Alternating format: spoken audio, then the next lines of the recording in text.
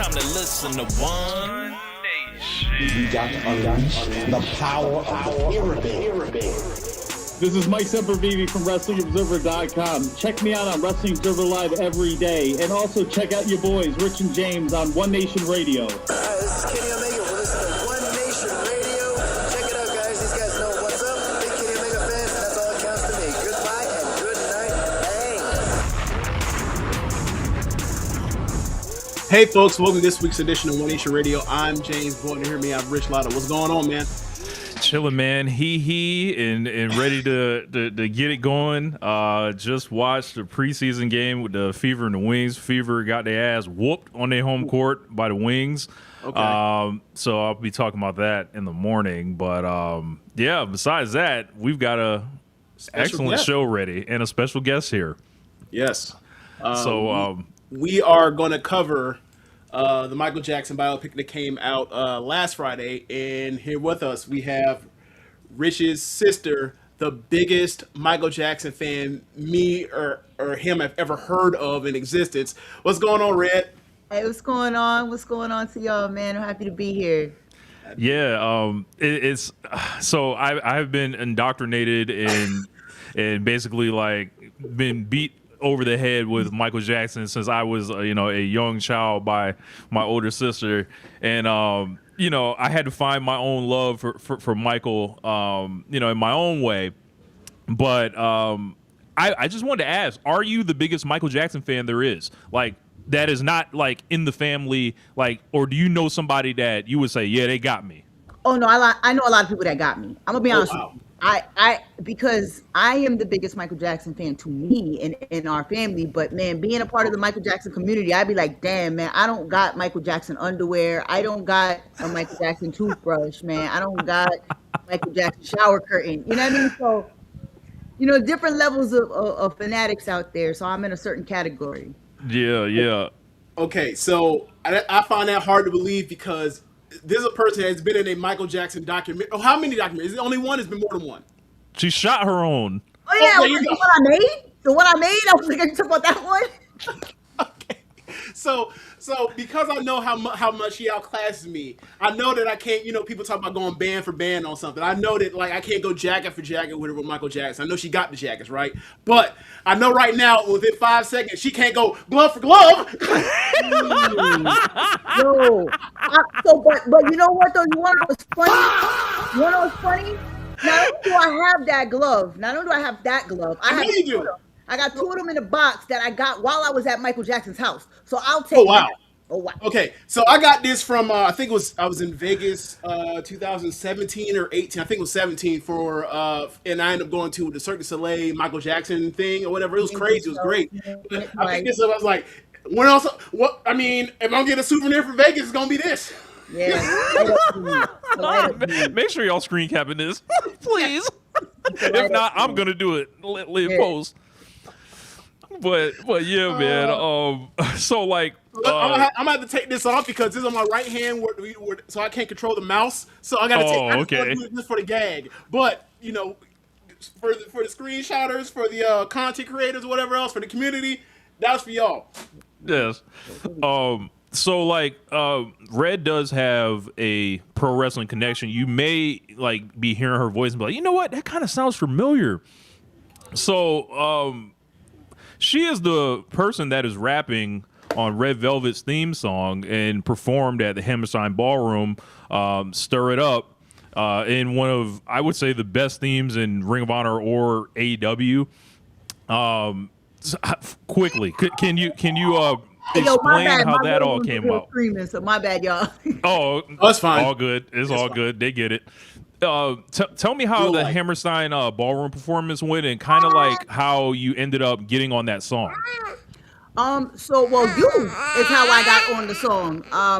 Matter of fact, it's interesting. I was sitting here with my little guy. He was a baby then, though, putting him to sleep. And you hit me up and you were like, "Yo, need this theme song ASAP. Can you do it in 2 hours?"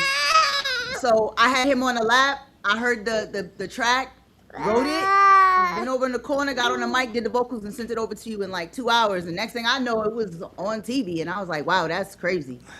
It was really cool seeing that. I was filled with a lot of pride seeing you come out at Hammerstein Ballroom and just kind of blow it all away. And you know, I've been and it was like I've loved wrestling my whole life, and you know, you've always seen it, so it's like bring you into my world a little bit. I thought it was really cool. And you went crazy, so yeah, no, it was crazy. The being able to perform like that in my city, right, was insane. Red Velvet is dope. Like we got like two dry runs before we actually like performed it, and we was able to coordinate that in just 2 takes. So she's dope, man. Shout outs to her. I love it. Heck yeah. So man, let's get it started, man. Let's talk about this movie, man. Like there's so much to kind of start. It's almost like, where do you begin? I think the elephant in the room is like the Jackson's American Dream is like the greatest thing I think that has ever kind of been put together when it comes to Michael Jackson. So you're automatically kind of weighing it against that. But Kiki, how did you feel about the movie going into it, and your overall kind of thoughts on like what you saw?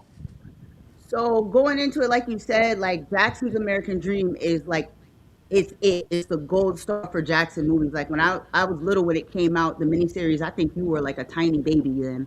And I know that movie literally word for word. So I kind of, I went into it kind of like, oh man, really, if they mess up Joe Jackson, they messed up everything. I don't know. I didn't know what to expect, but I was like, oh, if I don't like it, I'm definitely going to have something to say about it after I see it. I wasn't going in with super high expectations. So, yeah. James, what about you? I mean, it's a really tough ask. I think we talked about it at the very end of the show last week, as far as it's a tough ask for, you know, maybe the most singularly popular musical artists of modern music of the last 60, 70 years to do all that encompassing for a person that's, you know, there's a child star up until his death in 2009. So like, that's a long time that he was famous as hell. So to fit that into a runtime that is going to be palatable for most people and make people want to go see it again, that's tough. Like, so there are things that are left behind. I'm not happy about what got left behind, right? Like they kind of just yada yada off the wall. They yada the transition between going solo to get to basically the Quincy Jones run. And then, I feel like you're doing this service to Michael Jackson catalog, even though it's a movie, but it's catalog, and we're just going to ignore what happened, you know, 95 up to 95, right? Like I don't know the right place to end that movie, but I gotta say, like when he's going up there and he's in London, he's performing bad, and that's the end of him. My jaw was, my mouth was it hit the floor. I was like, I can't believe that this is where it ends. I was surprised. So yeah, I mean, but it's a hard task, and I think for people that wanted a you know, some type of award-winning movie, it wasn't that. If you're there to, you know, his catalog, you're not familiar with his catalog, it's kind of hard given the ubiquity of Michael Jackson. If you're just there for a good time, you will be given a good time. I'm going to see it again. I saw it earlier today. I'm going to see it again. Yeah, I thought that, like, you know, I came in and I wasn't really familiar with who was really going to play who, aside from Coleman Domingo and Nia Long. And then, like, I think Jafar Jackson was incredible. There were portions of the movie where I was just watching him and mesmerized and feeling like, that's Michael. Like, like, you know, like the what was the guy's name? That played Michael in the Wiley Draper. He's the gold standard of adult Michaels, and Jason Weaver is the golden standard of kid Michaels. I feel like little kid Michael, I didn't really connect with as much, but I'll tell you this: like, by the time they got to Who's Loving You, like, I don't know why I started the movie and I was like sad, like as I you know, started watching it, and he's getting his ass beat. Well, there is that. But you know, as far as like, you know, weighing it against American Dream is such a like, they have 6 or 8 hours of runtime in that. You get to see so much. Right. And what we really got like was this like they basically everyone else really didn't get personalities aside from Joe and maybe Catherine a little bit. And then besides that, though, Michael was just, kind of shown as like everybody knows he's special. Like it's like they walk around like there's an orange halo around him, and like everyone treats him very special except Joe. It seems like on here. Yeah. But when was the first time you guys cried when this happened? If you cried at all, when you were watching it? What happened when the movie came out? Or yeah, when you were watching it. Oh, well, first I want to say what I thought about it, because I didn't know I was supposed to share what I thought about it, because I heard go ahead. Oh, yeah, go ahead. And like I said, going into it thinking like about American Dream, again, it's a mini series. It's a lot of runtime. I knew there was no way they were going to fit all of that information into a 2-hour movie. It was just not possible. So I already had expectations that stuff was going to be cut out. I like to describe this movie as, and excuse me, Michael Jackson for dummies, right? Or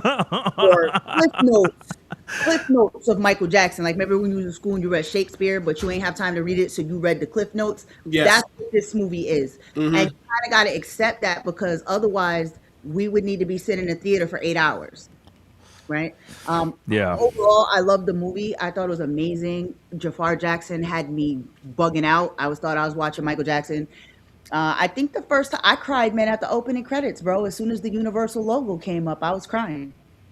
Yeah, I think for me, like, it was like I was like holding it back for a while, and then like I was just watching them, and it was like, damn, I miss Michael Jackson. And then when they got to like Who's Loving You, when he was singing that in the studio, I was just like, all right, come on out so we could do the rest of this. Like, and it was just watching, like, I wish we got kind of more time to see how Berry Gordy basically indoctrinated them into the music business, and like we got that one scene. Started on that part. Well, yeah. If they're going to do that, then they're going to have to talk about Diana. They're not going to do that. Yeah, exactly. That's why true. For a lot, I know the reason why I think they didn't talk about Diana Ross, but that's go ahead. Wake it up. Man, I think Diana took the V card. I think she took Michael's V card. Man. Yeah, we all kind of think that, like he was groomed, and I think everybody that's amongst this panel, this dais, if you will, whatever you want to call it, all believes that. Yeah, so I just don't think that she really wanted no questions, because it looked really crazy. Like, you knew him since he was like 8-10 years old. So you were real crazy having him move in with you, and within 7 years you was hitting that. Like, that's wild, and I just don't think she wanted the question. So they took her out, because they had the shot. They had it shot. And then it leads to the weirdness of, like, Berry Gordy and Diana's relationship, and like whatever triangle weird thing of abuse or whatever the hell that turns into. Like, so yeah, I see why they left that out. But people that know this stuff, is kind of like, it knows more than someone that's a Gen Zer or whatever else that's only knows the music. Like, there's so many things, because how big of a deal Michael Jackson was, that like you just know, like, that's this missing, this thing, they're yada yada, this, that, and the third. Like, when they're showing like the little pieces of, like, okay, he's watching James Brown on the television. Okay, he's watching Fred Astaire on the television. Okay, he mentions how he's thinking of songs. He immediately goes to the studio because he says a line to his brothers. I believe that if I don't do this, God will give the song the idea to Prince. I thought that was funny. They just mention in passing. They also don't mention the whole James Brown Prince thing when it's like, Michael Jackson, come down, and then, and the whole thing, and then Prince being embarrassing himself and all that. They didn't do none of that. They didn't mention, I Can't Help It with Stevie Wonder and everything for that song. They just blast past a bunch of stuff. There's not enough time. I know. In true reality, you would need 20 hours to tell Michael Jackson's story. I mean, the biggest thing that was left out of the entire movie for me, and I'm talking about the time period that the movie was hovering. So I think it was like 68 to 88, something like that. Yeah. The biggest thing that was left out was the catalog. That was the biggest thing. When he purchased the Beatles catalog, that wasn't even touched on, discussed, right? So imagine all the little stuff that you just mentioned. Right. Yeah. If they wasn't putting the catalog in, they wasn't touching it. Like, I think they kind of did a good job with, like, kind of dropping some gems, though. Like, as far as like when he basically gets introduced to pain medicine, and it seems like it's this like fuck, it's like a fork in the road essentially. Okay, so you know how basically ever since Straight Outta Compton with these musical biopics, they recognize that people aren't here to deal with whatever real weight these people have, or whatever real demons they have, right? They kind of just make these people, they have like a pretty, they kind of just pass through to get you to the next station, for the next station is a song. It's almost like it's a musical, we're here for musical performances, and then they'll put stuff in between to get as connective tissue to get to the next performance, right? And honestly, as you mentioned, the pain medicine stuff, like yada yada over being the family being Jehovah's Witnesses. There's just a lot of stuff there that was just like, it begs the question, like when Joe drops the thing and during the abuse of verbal abuse of, calling him a big nose. And then years later, as he's adult, he has his own money, then he looks at his album cover and his nose bothers him, and then he goes his nose surgery or whatever else. And then but it doesn't, and then I'll talk about it in passing, the Riva Lago, but it never touches on, aside from him saying he's black at a certain point, it never touches on the parts where it's like, could have been interesting as far as trying to figure out a way to examine Michael Jackson and his blackness and as all these things are changing. By the time we get to the very end, that's the first time he actually is like, oh, he has fair skin, and it's like, oh, movie's over. We're not even going to discuss this. It's over.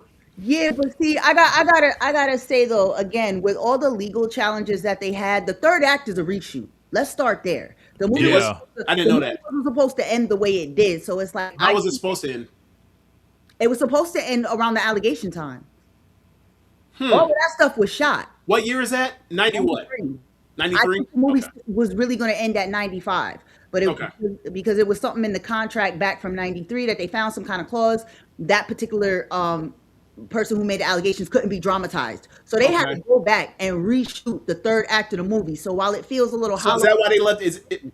Sorry, go ahead. Sorry. Yeah, there's a reason for that. So, I think they had a lot of challenges. If you go look online, you're going to see a lot of Jafar in 1993 makeup. I saw that, yeah. They shot the raid at Neverland. They shot all that stuff. So even for the people who are like, oh, they didn't talk about the allegations, they actually did. It just had to get cut for legal reasons, just like Diana Ross's parts got cut for legal reasons. So do we know why Janet's not in it at all? Man, I don't know. Maybe she just wasn't feeling it. His daughter not feeling it either. That everybody got their own personal feelings, and I don't knock it. You know what I'm saying? However she felt. But like, there's a question over there I wanted to answer, bro, in the chat. This one right here? Talking about Ebro. Yeah. So question for when you're done talking about the film, what do you think of Ebro calling Thriller the McDonald's of albums? I saw that clip today. I saw it earlier today as well. Man, Ebro need to go try to get his job back at Hot 97. That's what I think about that. I mean, my boy, so you ever meet some people that they just got to be different? Like, they got to say something different for, like, controversy? I feel like that's what the comment was, because at the end of the day, man, you're not knocking it. Thriller, you could play that joint straight through, and you could argue all you want to that the Paul McCartney song is trash, but it's really not. It was his first single off Thriller, and it was a crossover. So he's just talking, bro. He's just talking. Okay, so this is what I want to do, right? Because it came up, so I'm on Wikipedia. I'm just going to go through this track listing right now. I'm not even going to go through it in order. I'm just going to it's 9 tracks. Oh, Thriller. Okay. Yeah. Okay, so track 1, Wanna Be Starting Something, one of the greatest songs of all time. Baby Mine, good song. Baby Mine, good song. Mileage varies depending on the person. People wanted more, off the wall, whatever. It's still a good song. The Girl Is Mine. By the way, if you don't like it, fine, whatever. Black people just don't fuck with the Beatles. It is what it is. All right. Then track 4 is Thriller. Track 4 is Thriller. Yeah. Oh, and now we'll go to the B side of this album. The B side, which is the greatest B side in the history of American music ever. All right. B side, track 1, Beat It. Shit. Track 2, Billie Jean. Track 3, Human Nature. Track 4, Pretty Young Thing, PYT. Track 5, Lady in My Life. Shit. What are we saying? We are talking about McDonald's. a What? 9-track album with 7 of the greatest songs of all time. What are we This is not a real complaint. This is some shit for attention. Fake You shit. have your attention from us for this moment of time right now. Whatever. And I'm not saying it's like we're giving Ebro attention. He's more famous than all 3 of us. That's not what I'm saying. But when you say something that ridiculous, you are trying to provoke. It's rage bait. It's 7 out of 9. 7 of the 9 tracks are 7 of the greatest songs of all time in American music history. And I gotta say, James is saying 7. He's saying 7. I give it a strong 8 because I'm telling you, Baby Be Mine is my song. No, I get it too. I just want to make it clear. It's a good song. It's not one of the greatest songs of all time. So I'm just doing that. No. See, that's your opinion. I will tell you that there are a lot of mad Michael Jackson fans out there that Baby Be Mine is not available for streaming on social media. There's a lot of people mad about that. It is. It's not? It is not available. And if you try to use it, even the instrumental. Oh, you're talking about like in the apps and all that. In the apps, it's not available for streaming, and there's a lot of people that's mad about that because it is a really, really underrated song on that album. It is underrated. But I'm saying it's underrated because the rest of the album has 7 of the greatest songs. What I'm saying is, look, we're all in agreement. Ebro, that makes no sense. That has no. That is one of those opinions where it's subjective on stuff. Okay, we can also say that. Look, man, no one agrees with you. No one agrees with you. If they do, we don't care about their opinion. There's a comment in there, bro. What's the guy named? Seem something. That one. Who told you the movie flop? Who told you that? It didn't flop. No. No. We made $214 million in a weekend. She said we. We. I didn't say we. Now you want to hit with the calendar? We, nigga. $100 million on opening night alone. Yeah. That's not a flop. So we got to talk about Joe Jackson. So one of the things that I'll bring back to American Dream, the Lawrence Hilton Jacobs, he was one of the stars of the show for the Jackson's American Dream, and I think he's still gonna go down as the definitive Joe Jackson. However, Coleman Domingo, I think, did a lot of great things in this movie. My only wish would be that I felt like he was almost a one-note evil villain. I don't know if they got like the love out of Joe that he had either for his boys, for Michael in particular, and he was just like this. I don't know. It was just like he was just written specifically for the movie. It was like he wasn't that goddamn. There had to be a villain because given how flimsy the connective tissue is between the scenes, they had to make a villain. They had to be Joe. I kind of disagree a little bit because I feel like in American Dream, Joe, now I do think he played the part better, right? But I feel like he was more of a disciplinarian in that one. In this one, he did talk a lot about family and what about the brothers and, we got to do it for the family. He was very family oriented. So I feel like they did push that aspect a little bit more than he did in American Dream. Because in American Dream, he was just cheating on Catherine and beating the kids. Yeah. So for me, but I will say this. Do you remember the one part where Michael, they were crying basically on the flight before that, and then he's crying backstage and he's got to go on stage, and then Joe like looks at him, pulls him, he's like, "You wipe your goddamn eyes, boy. You're Michael Jackson." Like that shit makes you want to run through a wall. Like that moment was not in there for me for this one. No, definitely not there. Ethan Saber Jr. $4.99 super chat. He said, "Can't listen live. He'll listen tomorrow. You're very knowledgeable, passionate, love the energy. Look forward to listening to the rest. Appreciate you." It went through the Jackson 5 era really quickly. Something else I gotta point out, because again, I love the movie. I've seen it 3 times. I'm going to see it for the 4th time tomorrow. So I've seen it a lot. But the one thing that really, really, really chapped me up about the whole movie was the Jackson 5 singing songs that the Jackson 5 was famous for before the Jackson 5 got discovered. I cannot watch 8-year-old Michael Jackson singing "Never Can Say Goodbye" without. Why are you doing that? Like I didn't understand that. They're like I said, they was trying to make things work. They're in this era. It's songs over historical accuracy, and if it fits the narrative to make the connective tissue to get to the next song work better, nope, they're just going station to station. But what's interesting is in the credits, and again, since I've seen it 3 times, I read all of the credits, and there's a part that says "Never Can Say Goodbye" was actually released in this year, written by this person. Like they had to clarify that because that was crazy. Yeah, there's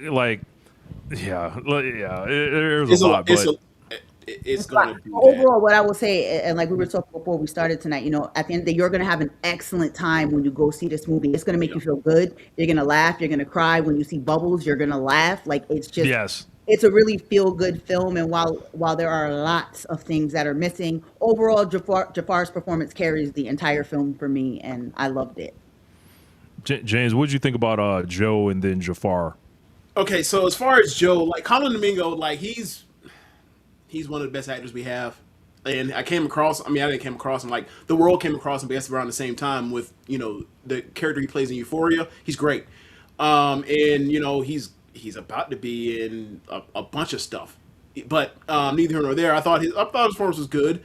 I thought that his performance was as good as it could be for given the role he had to play. Like you mentioned, there's not, aside from, you know, how do I say this?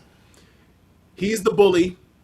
He is the taskmaster, and the way he dresses, and he's a manipulator, right? He's dressing all this stuff up about the family stuff when it's really about, and the way this movie is describing it is he's dressing this stuff up inside of his own ego, right? Like he's putting clothes of family over what's really the body, which is his ego. Like talking about like, you know, it's about the Jacksons, it's about the Jacksons, it's about the Jacksons. When in reality, it's like, all right, if it's about the Jacksons, let Michael shine because he's clearly the most talented. Oh no, okay. So, that came through, and I thought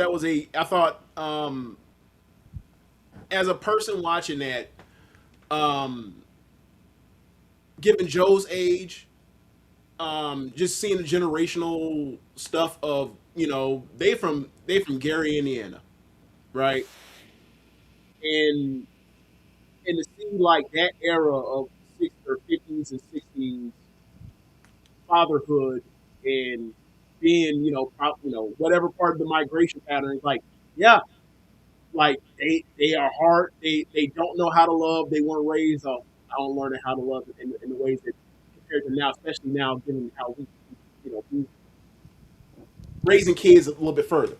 Listen, Joe had an aura about him, and I got to meet Joe, I got to perform in front of Joe Jackson. It was one of the scariest moments of my life. You thought you was about to get whooped? Yes.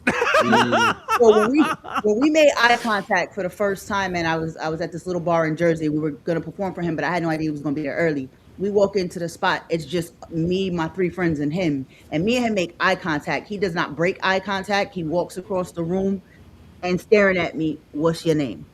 I was terrified. I just knew I was getting the belt. I knew it. His aura was very, very strong. So that's the part I liked about Coleman Domingo, because it sensed that fear that Michael had whenever his dad was close. So and I know what he meant. Yeah. So one of my favorite moments is going to be unintentionally clipped whenever it comes out is like the part where he has decided that he is splitting off, and I'm sure that has weird inaccuracies as far as historically when he decides to break off and be his own person, but or be his own act, is when he's in there with Catherine and he's like, "Go get my," or I'm a whoop him, and then she goes, "No, you can't whoop. You can't whoop nobody." Nobody. I was screaming because it's like that is. I felt like they insinuated something in that particular part because. Oh yeah, her too. She's talking about everybody. He might have been getting the beats. That is the part that while Nia Long's Catherine is very understated, their tender moments of being together, spending time, is clearly about them being both abused by the hands of Joe and how they are trying to at different times stand up for each other. They're not so big on protecting themselves as much as wanting to protect each other in those moments. And I thought that stood out, and that actually gave me something as opposed to just Catherine just being just written as somebody that just has to be there, right? So yeah. I found that interesting. But yeah, just as far as Jafar, it's a hard job. It is. I want to say I think the only time I really got lost in this is Michael was probably like when they cut to Zombie Michael for Thriller. It's just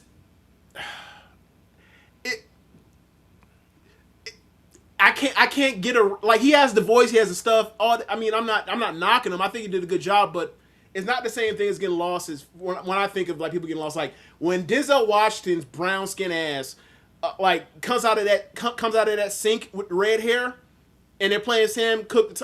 Change will come. That his brown skin ass is Denzel to me. Like when I see Chadwick Boseman walking down the aisle. Yes, Malcolm X. I don't know what I said. Yeah, Malcolm X. When I see, for example, like I've said this to you before, Rich. When I see Chadwick Boseman walking down the aisle in Cincinnati, he's James Brown in that moment for me, and from that moment on, and for Japar, for me personally, I only really saw it for Thriller. I don't know why. I got to see it again. I'm going to watch it again or whatever else, but that's just me initial watching it. Yeah, I saw it the whole time from the first shot. He definitely had the voice down for sure. They zoom in on him, standing at that window with the fro, and then the voice hits. It was all day Michael for me, and for us Michael Jackson fans that really follow Michael and know his mannerisms, the way he bit his lip, the way he would put his and turn his lip to the side. There were a lot of little things that Jafar studied that. For us, we saw it. So yeah, I really make a note. And there's something about them Jackson eyes. I don't know if it's in the genetics or whatever. There was one part during the bad scene while he was singing, and they zoomed into them eyes. Boy, I tell you, it was insane. Yeah. I would say for me, it was when he was kind of walking around the hospital, like in the burn unit, and he had like the joint on, and then like you could see him like standing at the doorway or whatever, and then the lawyer walks in. I was like, whoa, So, like, should we talk about the lawyer?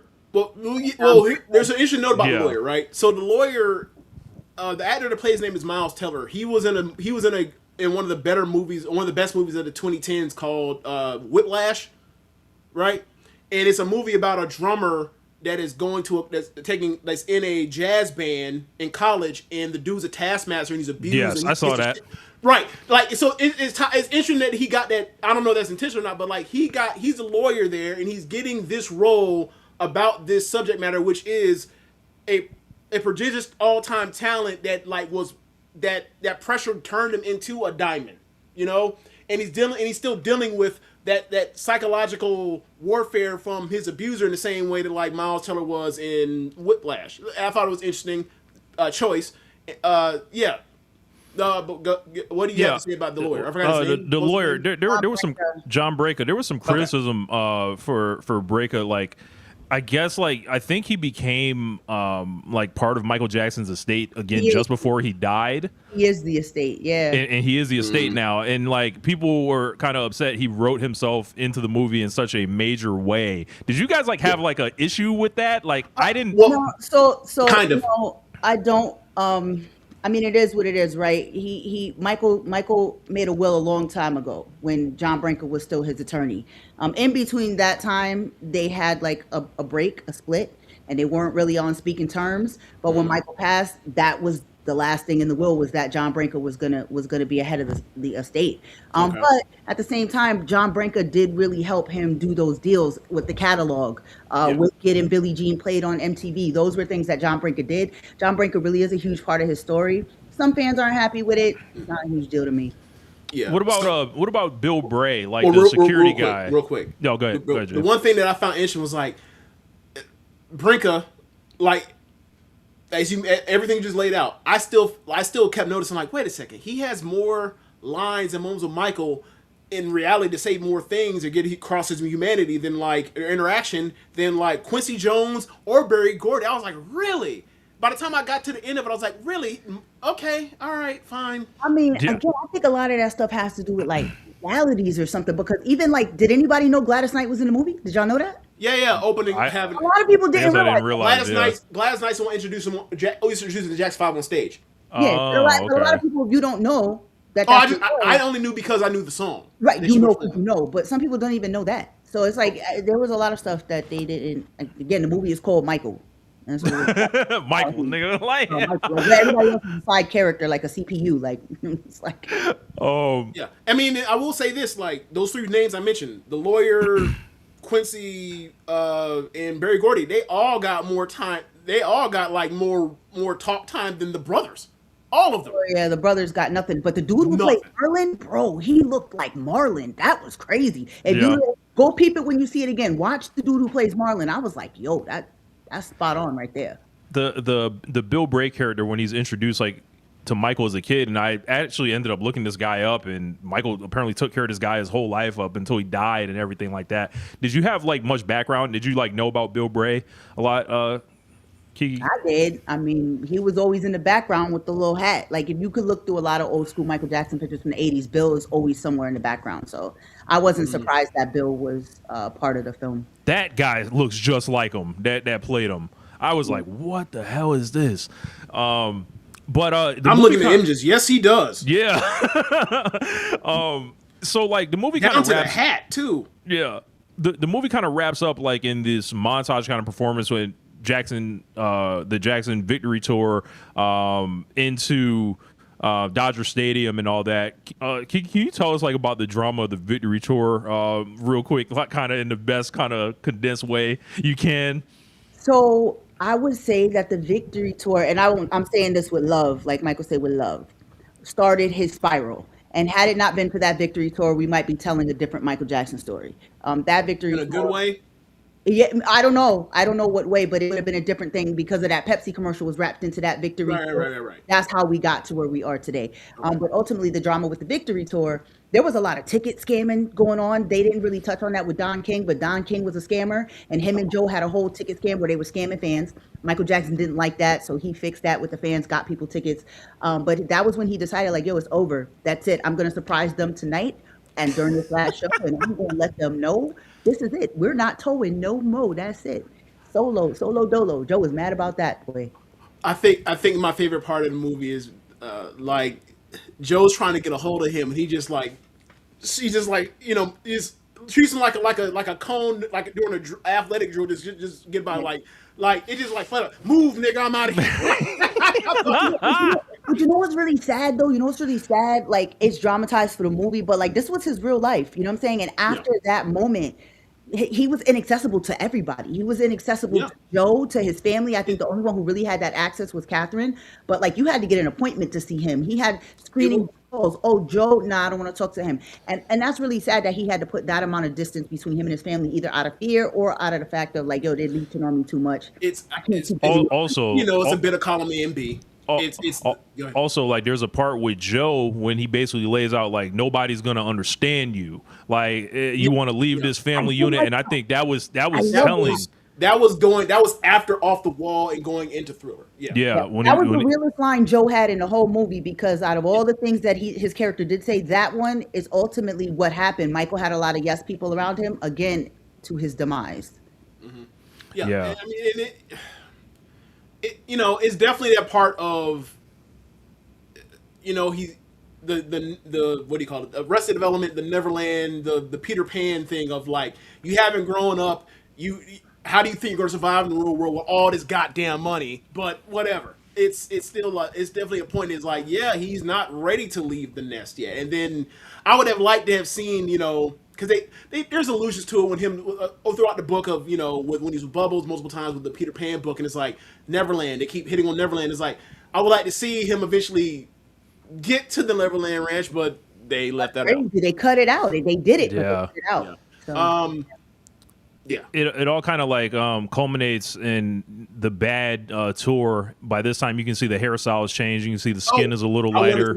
I want to make that point. So, one thing I'll also give the makeup, hair, crew, whatever else. Damn, Michael's edges laid. When it's time to get past, once it was time to get past the afro into the era of different styles of wetness and curl to it or whatever else, the edges was always laid. That's hard to do. Because I was like, how did Michael do this? Especially when he had the what do you call a prosthetic or prosthesis or whatever else. He always had that on point. So it's like, that was a big deal. Because if his edges was messed up, he'd be like, hey, Mike ain't never have his edges looking crazy. Mike was in there with the Bloods and Crips at a certain point in the movie. They felt like they just used that just to get the meme. It had to. It had to, Mike throwing it Red, up. Red, what do you think of them doing that before they got to beat it? Doing what? the whole gang member scene. The gang part to get to the man, they had to lay kill some that kind man with the Crips. They had to lay some kind of foundation on how he ended up with gang members in his music video. I mean, that music video is absolutely hysterical. There's dude, man, just the other day I seen something I never seen. There's a dude in the back waving at the camera like this while they're doing the dance. And he's in the dance. There's a dude at two things about Beat It, because it's a hilarious movie, because it's like, it's the beginning of them of them like editing being like, or whatever else, but at the end of it, when they're getting the dance after they have the mic broke up the fight with the knife fight, right? There's a dude to like, I want to say stage right of Michael in the background. He's fucking up the entire dance. Yeah, there's a couple of them. It's a white dude too. Like if you can watch it, I didn't realize until like maybe like last year someone put a video like, who is this fucking guy? He's fucking the entire dance. And then go back and watch it and watch when the camera's zooming out right before it ends. There's a dude who's in the back row and he's going. Wow. So, and also another thing, Mike teleports. Mike is they're in the inside of the garage and they're having a knife fight. Mike is at the bar, walking through the bar, and then all of a sudden he teleports. He's on top of like this crane shit. And he walks down out of nowhere. Yes. This nigga teleported like he's a wizard all of a sudden. To break up the fight. I'm like, what? They never showed him appearing or nothing. He didn't know where the fight was even at. He just showed up out of nowhere. It's like, that's amazing. There was no signal, there was no call, there was no nothing. He just shows up. He just materialized out of thin air from a crane of all places that come down upon these people, tell them to stop, cut it out with them fucking knives, and let's get down and start, all that. And yeah, hilarious. It's hilarious because it's very fictional, but at the same time, the reality of the situation is two opposing gangs came together for that video and was happy about it. Yeah. Oh, they ain't had no choice. Wasn't nobody about to try Michael out there? No. Like, but yeah, too like, starstruck. Yeah. And man, forget what block you from. This is Michael Jackson. But yeah, like to wrapping it up with as we were getting to the bad thing, like if they say part 2 is in the works, how do you guys think the part 2 of this is going to be in the works? Like, and I think it's going to be called Jackson. They're making a sequel. Right? Well, of course. Again, remember what I just said. Did you see at the end when it was like his story continues? Yes, yes. Oh, okay. So, Yeah. Okay. The movie was initially, when I first heard about it, supposed to be 4.5 to 5 hours long. Okay. Because they had to cut that one particular thing about in 93, they had to cut that. I think they just chopped the movie right at 88. But they filmed a hell of a lot. They filmed all the way through to the Dangerous Tour, which is 95. So I think they already have a majority of it shot. They wanted to see what it was going to do with the box office. It did what it needed to do. I think they're going to go back. They're going to try to figure out how they're going to get around the allegations thing. And there's going to be a part 2. Do I want a part 2? I don't know. I don't know that I don't want to relive Michael's death in any way for me. So I don't know. Yeah. I mean, it ended. I'm good. In theory, they could end it 2003. They could. Or whatever year. What year did Invincible come out? 01 or 02? 01. 01. So they could Look, end it around they could end it in 05. What happened in 05? 05? He beats a case. He beat And be like, victory, and that's it. Holla. 4 years later, Michael Jackson was about to go on tour. This is it. That's it. Peace. Standing on top of the limo with his Yes. I need the clip of both of y'all throwing the deuces. This is it. Peace at the same time. That was all time. We also need Michael throwing the chicken to the residents, as like Freddie Gibbs said in Gary, Indiana. Oh yeah, bro. Before we end it, since we're talking about that particular clip with Michael on top of the thing doing this, in that same clip, Michael was a thug. He tried to hop out that limo and beat somebody. He told Catherine, get out the way. He's about to knock somebody out. It's really funny. Michael was. Do you believe that? Michael was not a punk. He was slapping. There's rumors of him fighting and beating Tupac and all types of weird shit. Look, man, I'm not getting into that. Listen, when Michael Jackson kick you, you got some problems. But that was funny. I think they should start the second movie, basically the making of the Bad album. Like they can back it up like a couple years, and then they got to show how him and Quincy essentially break apart. I think that's like a huge thing to be explored. There's a lot. Yeah, on and on and on. I never thought that there was gonna be a second one. I never considered that. Like a sequel for a biopic is nuts. It sounds nuts. Really, really crazy. That's why I was like, "What, a part 2?" I'm here for it. I'm gonna support it. I don't know how I feel about it, but hey, that screams cash grab. Oh, because they know. Look at what we did. I'm going to see it 4 times, and then next week when Mom comes up, I'm gonna see it with her too. So that'll be 5 times. I'm going for number 7. Well, any final thoughts on the movie, sis? Before I let you up out of here. Yeah, my final thoughts is judge for yourself. If you love Michael Jackson, you're going to enjoy it. If you want to nitpick, you certainly could do it. There's lots of things to nitpick at, but overall, it's really positive for his legacy. I'm really happy that I got to experience it, and I'll continue to experience it and support it. I love it, and shout out to Jafar Jackson. Keep it in the family, yo. Yep. I appreciate you coming on and all that, and I'm gonna call you and we're gonna talk some more about the movie. I'm gonna see it again too, so we still got a lot to talk about with it. But thank you so much. Love you. All right. Y'all have a good night and keep stirring it up. Stir it up. Cooking. Cool. All right. Peace. We'll keep it going. But yeah, man. So, but anyway, that's the Michael movie. So overall, last final thoughts on it, James? No, I don't. I think I pretty much said my piece on it. Like, I'm gonna go see it again, probably sometime next week. Yeah. Yeah, it was. It's a real fun time. Like, cause I used to like I would go listen to like the triumvirate, if you will, of Michael Jackson albums, once a year. I haven't done it in a while, so like I hadn't heard any of this stuff in a couple years. So I've been listening to Michael all week. I look. So after I came home, because I watched it at 3 something today. Like when I came home, I threw it off the wall. Yeah, just threw it on like working day and night, burn this disco off the wall. I can't help it. It's a great album. And that's one of the things like I can't believe they only played 2 songs on this shit. Oh yeah, also No Rock With You. They didn't even do the video for Rock With You. I'm like, that is the I was furious at this. I was like, I can't believe they just yada yada Rock With You. I couldn't believe it. We just stepped all over this. Yeah. Yeah. How many records that one sold? Oh, no time for the Michael Jackson movie to play that one. Yeah. Like, God damn! How many hits? Look, I want someone to face Michael Jackson in the verses. How about that? Oh my God! No one has a better 20 than that nigga ever. That could be wild. Like, 'cause like he got the Jackson 5, he got his shit, he got whatever, right. stuff he was just randomly singing hooks on. Like somebody's watching me, and I don't even think that would even sniff getting played, but. Bro, Smooth Criminal is like what is that? That's not even the top 10 Michael Jackson track. That's like amazing. You know what I'm saying? Like it's nuts what he, Remember the time he didn't cover on this? We just that we put that in the 90s. We were gonna pretend it never happened. Scream. We're gonna pretend that never happened. If you go out here and you buy enough tickets, you might be able to see it in the sequel. Mike. They did not show Torture. They did not show that one, Dad. But yeah, man. Let's transition it over. I forgot about Dan with that one. Where do you want to transition to? Evil has shown up in NXT.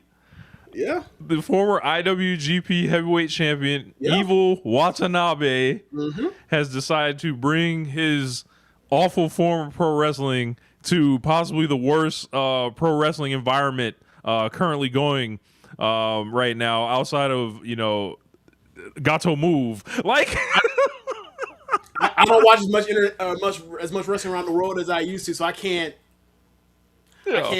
verify that the way that you just did. Back in the day, look, if it's all the same status quo, then you're probably right. Yeah. So I would like to thank the Worldwide Wrestling Federation, the Capital Wrestling Corporation for taking Titan Sports, TKO, Shawn Michaels, Paul Levesque, Nick Khan, for taking just ineptitude, taking trash off the streets out here, James, poisoned, has been corralled, has been put in one place, has been quarantined, if you will, to NXT and away from New Japan Pro Wrestling. This cancer, this complete awful shitter who ruined New Japan Pro Wrestling for the last 6 years is gone out of our lives. If we need, he's in the Fed system. He's in the Feds. He's in jail now. So I'm trying to figure this out. How long do you think his contract is? 3-year deal. Do you think he fulfills that entire contract, all 36 months? Yes, he ain't got nowhere else to go. I'm not saying that he is his decision. They have cuts every year. That's true. Do you think he's so the thing that's striking for me, honestly, is that we're at this point in NXT now where, like, I saw the video package or the video of his entrance, and then I saw who was in the ring, and I saw who was holding the belt, who was in the ring when he made his entrance. I was like, wait, Tony D's the NXT champion? He's been there forever. He's been there forever, and then, like, I'm like, hold on, are they gonna do Tony D versus Evil? Like, and then, like, they 2.0 is back. Like, they had 2 other guys jump in. They had Tavion Heights, who actually has some talent, and they had this guy named Will Cruz, who is from, like, Progress in the UK, hit a moonsault on this guy, and I saw it and I was like, huh? Because I was watching it live. I saw Evil come out, and I was like, it's gonna be Evil. And then, like, he comes out, he's way more fly than everybody there because he's probably, like, has way more money than everybody there. He has the Evil gear makers on speed dial still. Yeah. They didn't cheap him out. He's actually made money in this business, so he has Nihonian silks. For me, like, Evil is very short. So this is, I think, is telling. Like, it's gonna be like Tony D is not a small guy. Like, once they get in there and actually, like, do something, it's gonna be like, I mean, hold on, Tony. Face is like, oh, he's clearly shorter. Yeah, so it's like they gotta shoot it a certain way. They need to get this guy some lifts. They need to do, whatever they need to do for Evil. Ain't enough lifts in the world, bro. They need to get some talent lifts, for him. So, like, I think Evil will function as a perfunctory heel. He can come in and do that with his eyes closed, and ultimately will end up on the main roster eventually. And Are we then, sure about that? Yeah, he'll get there. How do you use him, bro? Like, this small, like, bro. I don't. It's fascinating. A terrible fit. It's a terrible fit. It's like he can do all the Western wrestling stuff. Like, I'm not worried about being a heel or being part of a unit or doing bullshit. He can do all that. But, like, once the bell, he can do all that stuff when the bell rings. Why are people gonna care? Yeah, like apparently, I think he speaks good English. This is what I'm led to believe. Cool, but quite honestly, like, what I mean is, all right. When you stand him across from somebody, it's gonna be like, what the fuck? It's Evil. Like, you put him next to Roman Reigns, that's gonna look ridiculous. He's never getting to that, right? Like, but I think the main thing for me is just trying to think, like, okay, normally we have these international imports from through AEW or through NXT to WWE. At some point, they're baby faces. And they can, like, bridge the gap. They get respect. People like them, and then eventually after their babyface run, they turn them heel, whatever. Especially if they're Japanese, they always turn their body evil, right? But, like, I don't know how you port him in. He's a heel, and people will take him seriously, or people want to buy it, or whatever else. Like, he's not going to buy you with his wrestling. It's going to be, oh, we've seen this shit from everybody else, or whatever else. He's not physically imposing. He's not going to be allowed to get blood because he's not going to be put in positions to where he can get blood. I don't. Are they going to accumulate resources in the form of factions around him? He seems like he's going to be a henchman more than a faction leader. So now where are we? Like, he seems like somebody's going to end up in Judgment Day. He's going to end up being some nigga they put in Judgment Day. Yeah, like, tag team with Shinsuke Nakamura previously. My God, that's probably what they will do. Mavs fan, yeah. They also allegedly his name is going to be Nox Raijin. or Raging, whatever. I don't. God of Thunder or Lightning is completely, Okay. Usually, there's a way to like bridge the gap, like with like the wrestling, as you mentioned, the other Japanese folks that they've had come in. Like they normally stay with the likes of Kenta, Asuka, Io Shirai, shit like that. There's usually something there. This does not fit the pattern, so to speak. And it's going to be very fascinating to see like what Shawn Michaels thinks when he looks at this guy. He's like, what do I do with him? And he's immediately like programmed around the title. I could easily see them just saying, fuck it, we'll just strap him up and then see what he got. Like, ain't no worse than anything else they can do in NXT. But there's got to be somebody on the roster that's better positioned, that they can see actual like a higher ceiling on the main roster they could put the belt on than him.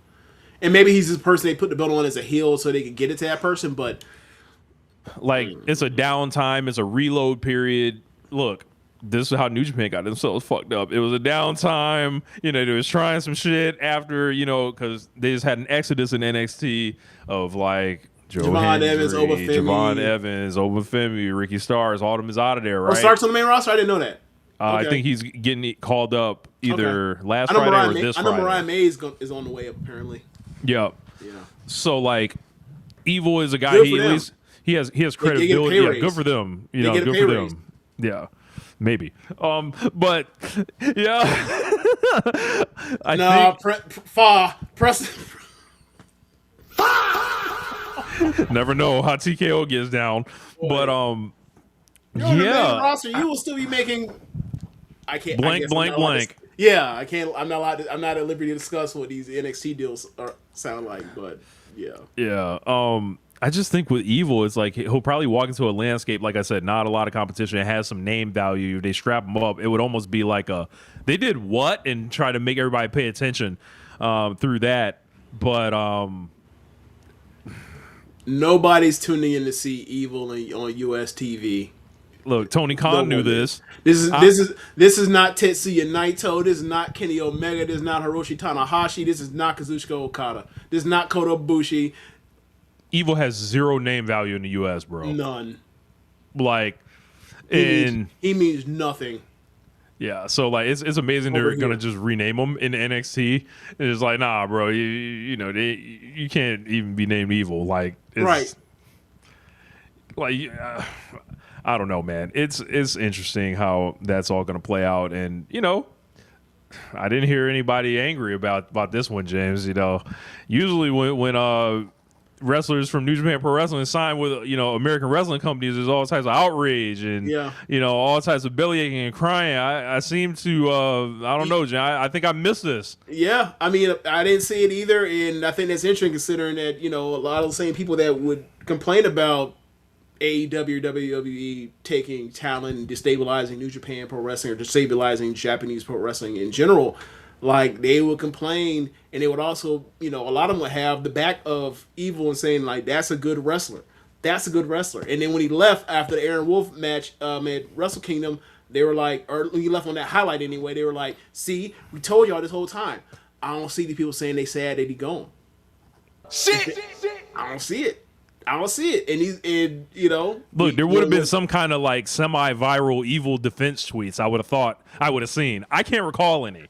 And the algorithm, it feeds off negativity. So I would assume I would have seen that, because when it's negativity to be had, it's always put on my fucking timeline. I have to mute people. How many times, Rich? I don't know about you.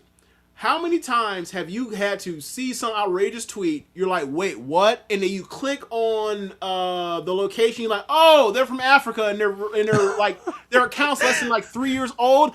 Mute. Usually that has to do with like your gender war stuff. I know. Definitely, I know. Yes, that's how I got tipped off to. I was like, wait a second. Nope. Oh, from Kenya? Fuck out of here. Nigeria? Fuck out of here.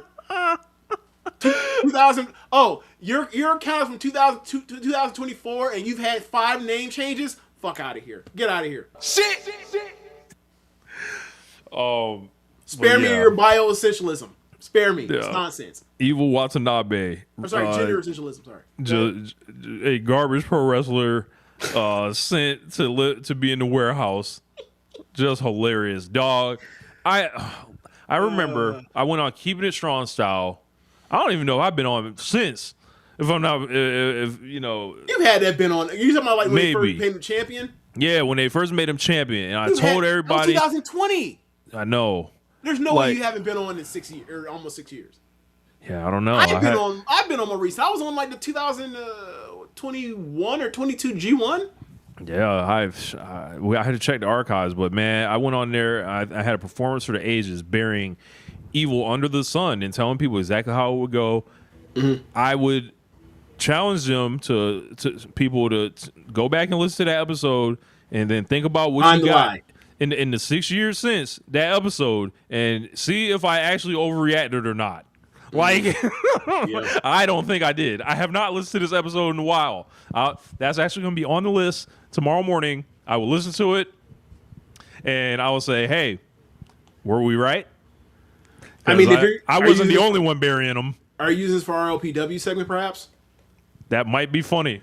Hey, yeah, you pull up the like, hey, let's go back in the archives, check the tape. I was right. Undertaker gong, all that shit. Let off Big Five, all that. You can do all that. Is like, look, now New Japan's problem is now NXT's problem. Yep. So with Evil gone, everything should start getting fixed now. Let's get it. You know. We'll see. We'll see. A lot of firings in WWE. Yeah.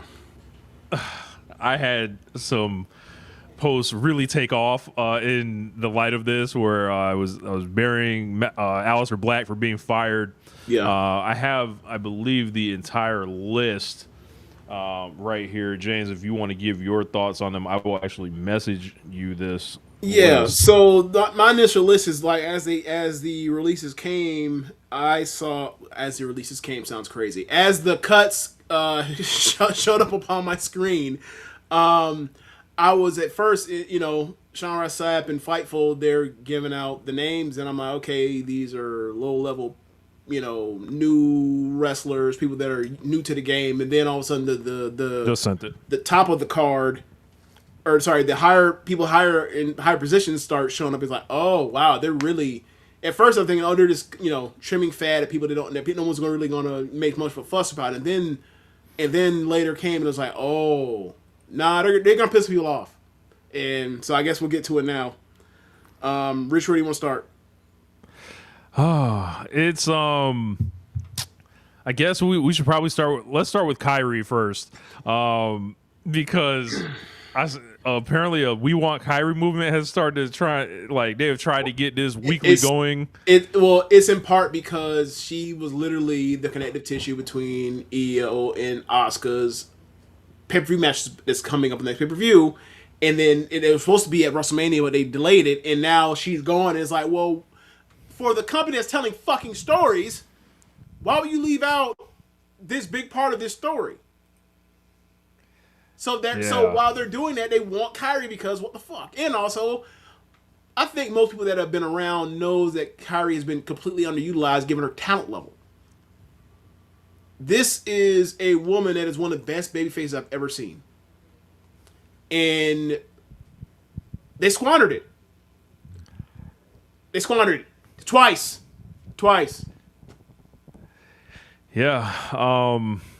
I've always said this is a woman who loves the Fed. Always went back. She was in contract hell as an ambassador over there. Didn't let her appear on Stardom. Protected her finishes out there. Went back. And, bro, they just never tried it. It wasn't even they squandered it. They was just like, why would we do that? It's like they'd rather strap up. They'd rather strap up Liv Morgan or several other sorry motherfuckers they've strapped up. There's someone who's legitimately great. Yeah. Yeah. So it's so weird how the Kyrie experience always kind of played out, because you see the look, obviously has the look. You see the work, can work. And then it's like, I know there's a language barrier there, but I mean, look, they sure seem to figure it out in NXT. Right. And also, that don't really fly when you have Asuka and Io that are going to both be WWE Hall of Famers. And they'll never be cut. Yeah, like they got, and Triple H is literally the guy who, it's not like Vince McMahon don't know the skill set, right? Or it ain't like whatever. This nigga knows exactly what she's capable of, right? He made her the inaugural Mae Young Classic winner. He made her NXT champion. He went out there and said, "Hey, can you please carry Shayna Baszler?" And they were just like, no, we're not even going to try it. Baffling. And it makes no sense. And it makes it's even more annoying because it's like, given what some of these women like stature wise are, she fits perfect with them. Like, if you don't want to keep doing Rhea versus Liv because of the gigantic size difference and that story's been exhausted, you build up Kyrie while Liv's the champion, she's the heel because they're of similar size. It just makes sense. They whatever. All I know is when she her contract ran out back in 2022 or whatever else, Kyrie showed up. She her first two matches were those return matches in where was that? Not Budokan Hall, Sumo Hall, and she killed it. She was great. And she, shoot headbutt and like she flat out back. And it's like, all right. And then she had a bunch of different matches that were very good to great or whatever else. And then she left. And like you mentioned, the booking was weird because we don't know what she was allowing herself to do or whatever else, what program she was in or avoiding or whatever else. But matches were really good. And then she came back to WWE, and then she went right back to not being used to the best of her abilities, and it's very, very frustrating that like she went back and they wasted more of her damn time. Walk beside me. Utami likely going back to Stardom while Kyrie doing fake jobs and empty Corkins and Marigold is going to be nuts. Utami might be going somewhere else. There's rumors out there, so we will. I didn't know. I didn't hear about none of that. So. Yeah, I gotta fill you in. All right. But yeah, pause. Yeah. I'm shocked. Myers Triple H TKO knew better than to release Gargano. It would be like releasing a lion into the wilderness. I'm shocked Gargano kind of made it past this. Hey man, can I give you an honest admission, a guilty admission? What? When these releases were happening, I was like, Candice and Gargano, please let them get the fuck out of here, please. I don't wish anybody to be unemployed, but my thing is like, if he is let go, he will not be unemployed for long. So I was like, just let him. Come on, damn it. I could tell you someone I bet you weren't twisting your fingers for. Aleister Black and Zelina Vega.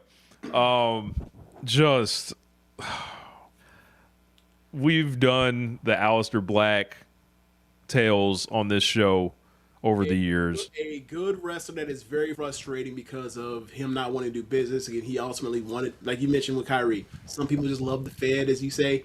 And he loves the Fed. And the Fed don't love him back.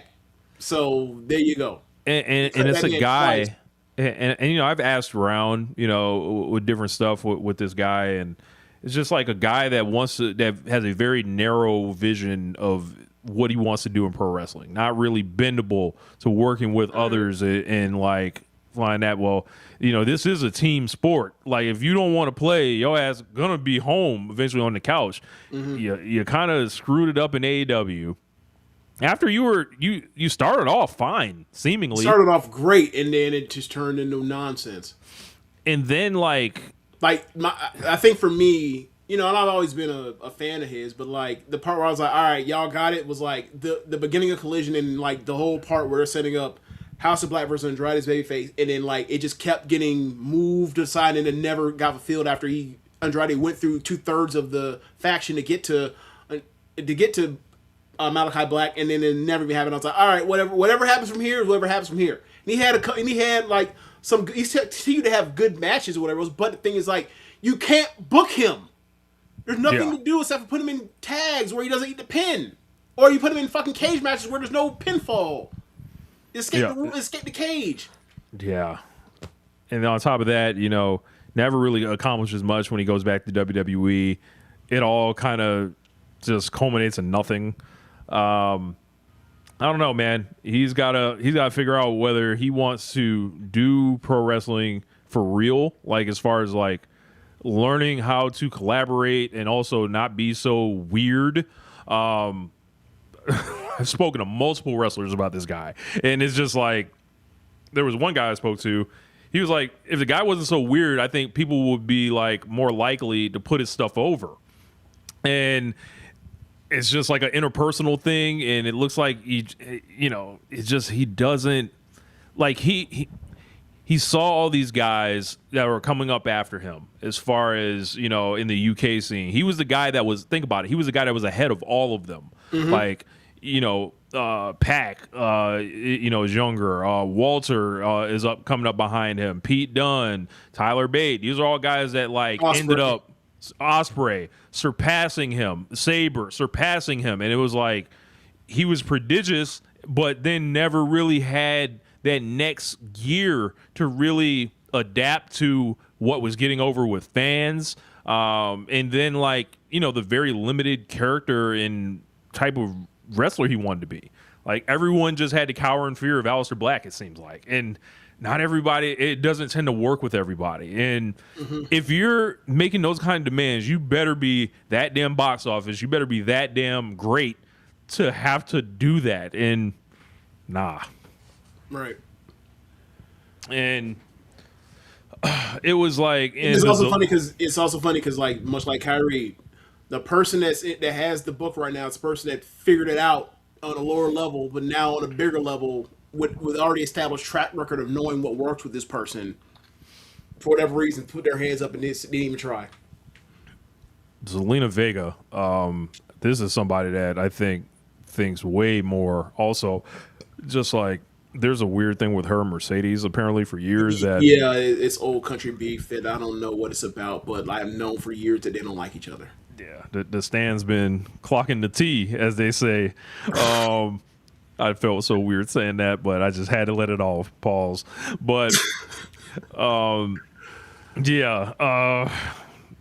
she was snapping at SRS and all that, which is dumb. But it was one of those things where it's like, okay, so you're upset with him for releasing this news because you couldn't announce it to your stream. I'm like, all right, I understand this is a terrible day for you.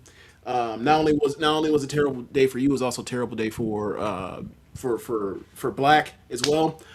And I'm willing to give her grace on that for just this one-off thing, but like I hope that in a later time, upon reflection, you realize that she sounds absolutely ridiculous.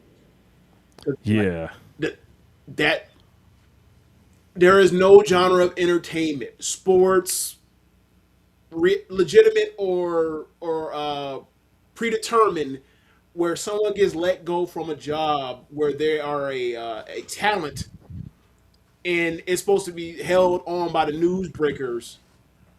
Well, I'm gonna just wait. So you can utilize for whatever you want to do with, like, maybe it should work like that, but maybe in the perfect world it should work like that, but in this world it don't. Yeah, it don't. It never has. Niggas find out they get cut and traded all the time. Niggas find out they get fired off of TV shows and movies all the time. By looking at the trade magazine, looking at Variety or the Hollywood Reporter, it happens. Sorry. Sometimes and also the word is, I think Sean Rossap pointed out, like, I had this news, I sat on it for hours, and then I reported it. So what do you want me to do? Yeah. Man's gotta, serve his customers, Like, it's I don't know, man. I don't know. It just look, I'm willing to give grace on, like, obviously, upset, so blown off, but like, I hope that upon reflection, like I said, that she realized, like, that is silly. That was silly. Mr. Boo 82. Speaking of gold medalists, I would have loved to see more of Tyra May Steele in NXT. She seemed really enthusiastic in her promos and in the ring. Look, I think the lady was weird, and I think a lot of people think she was weird. However, Olympic gold medalists, they cut and got nothing out of, next to nothing out of. This should be more kind of like we already know Gable Stevenson. No, I was gonna say they didn't get nothing out of disaster. Gable Stevenson either. That was a disaster. But you would have think this one might have gone a little bit better because it wasn't like she showed up void of charisma. Yeah, she was a little weird, but there's plenty of quirky or weird people that are in wrestling. Well, that's true. However, how many of them can you think of that come in that package? There is that. What do you think Triple H thinks of? Think of the dark skinned black women in Triple H's wrestling brain, right? How many of them are quirky black girls? Black Girl Magic, Black Joy, right? Issa Rae type. None of that. He's unfamiliar. That's uncharted territory for him. And look, people talk about Vince versus Triple H, whatever else. Vince would have had none for her either. So man, I don't know. Like, it's just not the. I'm not excusing that they had nothing to figure out for them or whatever else. Like, put creative minds together, but I'm saying, like, I'm not surprised. That's what I'm saying. Unfortunately, Santos Escobar, slightly older than you think, had these folks wrapped around his finger when he negotiated that last contract. I was like, you got to explain to me what happened with that one. I lost track after like. So like, I guess they thought his deal was up or something, and he ended up like re-signing with them because I guess they wanted him to be part of what they were going to do in AAA and all that stuff. And he ended up getting like a really good deal or something like that. And it was almost one of those. Too good a deal. This ain't even worth what is written on. Like one of those type of joints. So they did them like how they did the. We'll resign you, and then rip that shit up like 6 months later. Like how they did the Good Brothers. Remember that? They gave both of them Shawn Michaels money and said, "Oh, never what? Absolutely the fuck not. The fuck not. We're not giving you 97 Shawn Michaels money. Get the fuck out of here." Yeah. So like Escobar, like they wanted to push this guy hard. This guy had perfect English. Like, and I think Great they found character. out that he was shorter than they thought, and he didn't wrestle as good as they thought, and he was older than they thought. Yep. So that's a lot of and then they thoughts. Like, so. And also, you know, we've been looking for the next Rey Mysterio for all this time, and you know, like it's still Rey. We got Phoenix, we got Penta. We not using them, but we got Rey's son, who is the biggest Mexican star in WWE. So Dragon Lee, whatever, it don't matter. We've been looking for the next Rey Mysterio. Little we know, we had Rey Mysterio Jr. Look, Rey Mysterio had Rey Mysterio Jr. Rey Mysterio had to make the next Rey Mysterio for WWE. Yeah. And After all these, a cruel irony of all of this. The funniest part about it is he's not even fucking good at wrestling in that way. They just made him a character because he got over because he sucked. And he's charismatic. Amazing. The Wyatt Six. James, I rewatched the clip when I remember when they were introduced. I had a lot of fun on the Wyatt Six's ass getting released. Through all this, I literally went back to the post where I was like, the day it happened, I was like, this looks ass. Yeah, I saw that. Had someone with a viral tweet. I was pulling people back up from 2024. Like, how about it now? Thousands of likes on people's heads. Did we talk about that on the show by any chance? We did. We have a clip. Okay. And I was like, look, you would have known the best way to make this realistic for it to not exist. Like, they had a free pass out of the Bray Wyatt business, and they decided to try to exploit it for a quick buck, essentially. Yeah. And they were murdering people to start, James. It's all downhill from there. They found nothing to do with these people. They had these guys basically off the ideas of Winter Rotunda, right? You know what the problem is, James, with all this? There are no future coming ideas from Winter Rotunda. He did not leave a book behind like the Bible to say, hey, execute my vision. He didn't leave that. So it was left up to Triple H. Gotta say, if that book did exist, I hope someone burned it. Lots of them. lots of bad ideas from the book, from prologue to present, if you will. And then epilogue. Once he got into prologue, no, I'm fucking up. Epilogue's been bad. Epilogue was gonna be bad. Like it was always bad. So whether he was starting, whether he was in it, whether he was gone, it was always gonna be bad because it was always bad ideas. And so it's only out opinion because what it can't get any worse. And then apparently it was like it may have not got worse, but like there ain't no star power here no more. So one thing you can't say about Bray Wyatt is you can't say that dude wasn't no charismatic star. He just didn't rust for damn and couldn't tell a story. It couldn't finish a story to save his life. Yeah, like you looked at it and it's like I admire the consistency. It was trash when we were first introduced to him. During the middle of his run, it was sorry, and then he took it to the grave and was still, just responsible for ineptitude here. Yeah. So I'm gonna try to find the joint. Actually, I don't have it on here. Unfortunately, I don't have it. Damn. What about what's her name? Zoe Stark. Zoe Stark. Good physique, good wrestler, had a knee injury, and then she was in the stud line thing, and then they already let go of Shayna, so I figured it's just a matter of time before they're gonna let her go. And also, I think they also let go of Sonya Deville the last cuts too. So it's like, yep. I don't know what she was doing. I think actually they waited till she got cleared. They can cut her. I think that's what happened. So she's already dealing with another injury. So it's like, damn. But I think she's good enough to where like she should find work somewhere else because she's clearly a talented wrestler. Yeah. I feel like we'll see her again somewhere. I would like to see her versus Ember Moon, or not Ember Moon, but Athena in an ROH match. I'd watch Stephanie, something.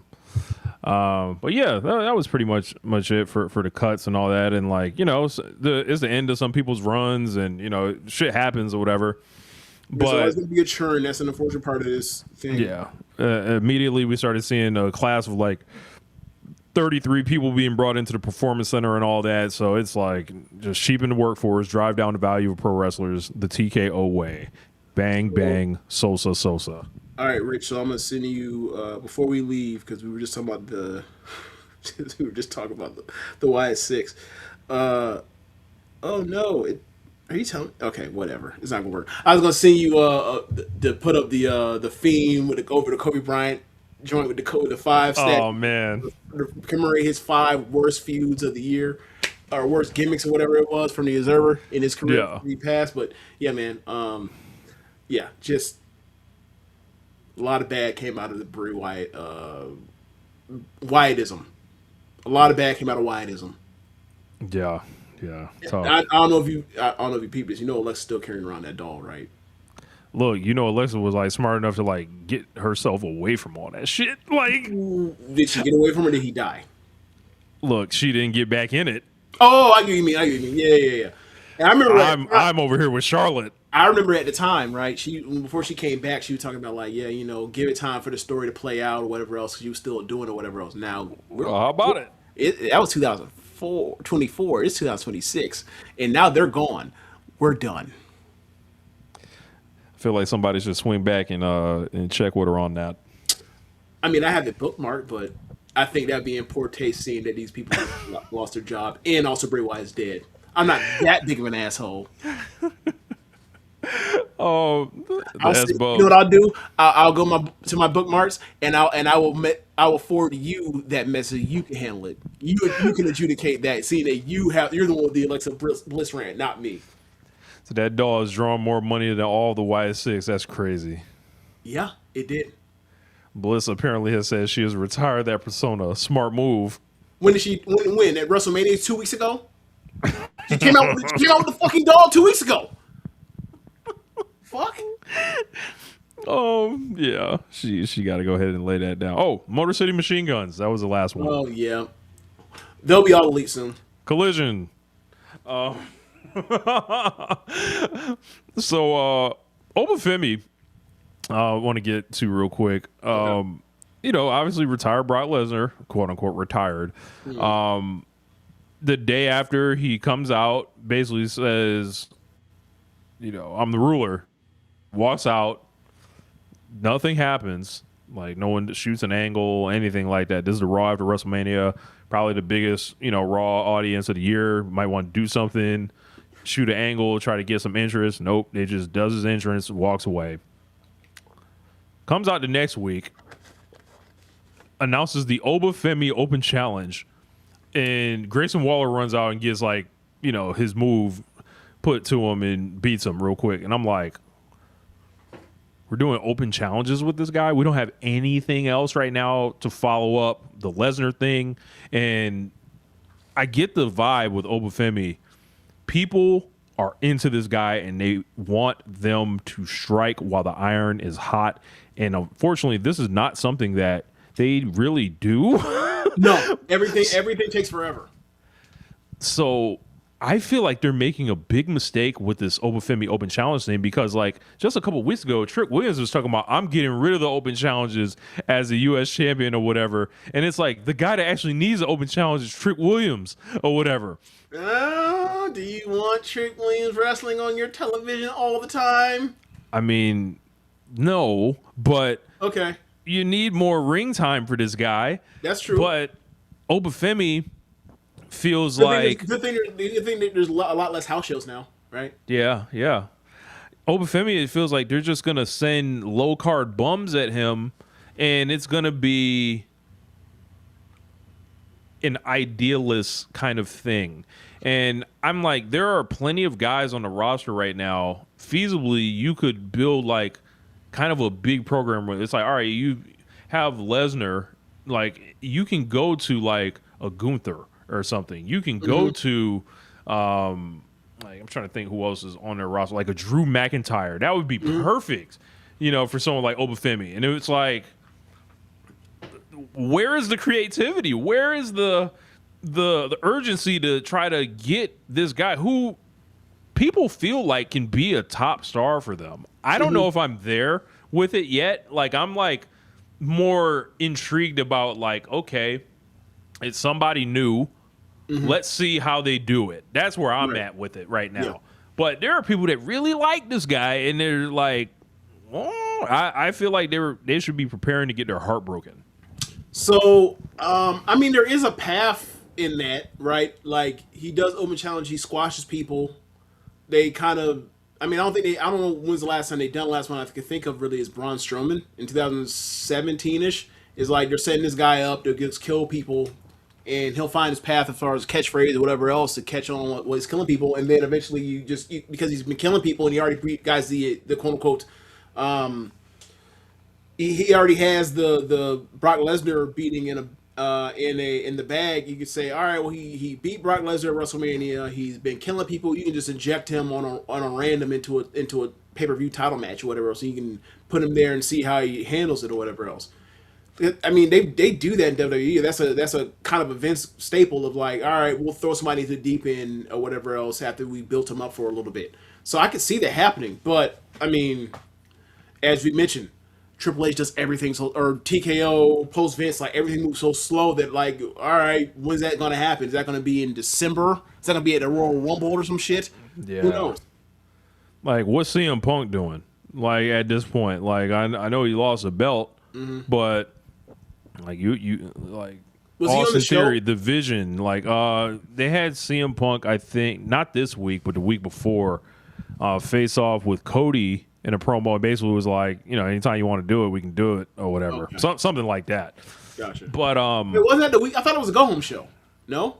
Nah, that okay. was. But that was a different one. Yeah, that was. Okay. Yeah. They were hugging, and people were they're already planting seeds for WrestleMania in Saudi Arabia to be them or whatever. I'm oh, okay, great. Oh man. Oh, the Vision or whoever the fuck. I don't know. Come up with a better idea for Oba Femi. That's all I'm saying. Yeah. But I would say give them the benefit of the doubt, but they don't have any of that. They don't deserve any of that. So.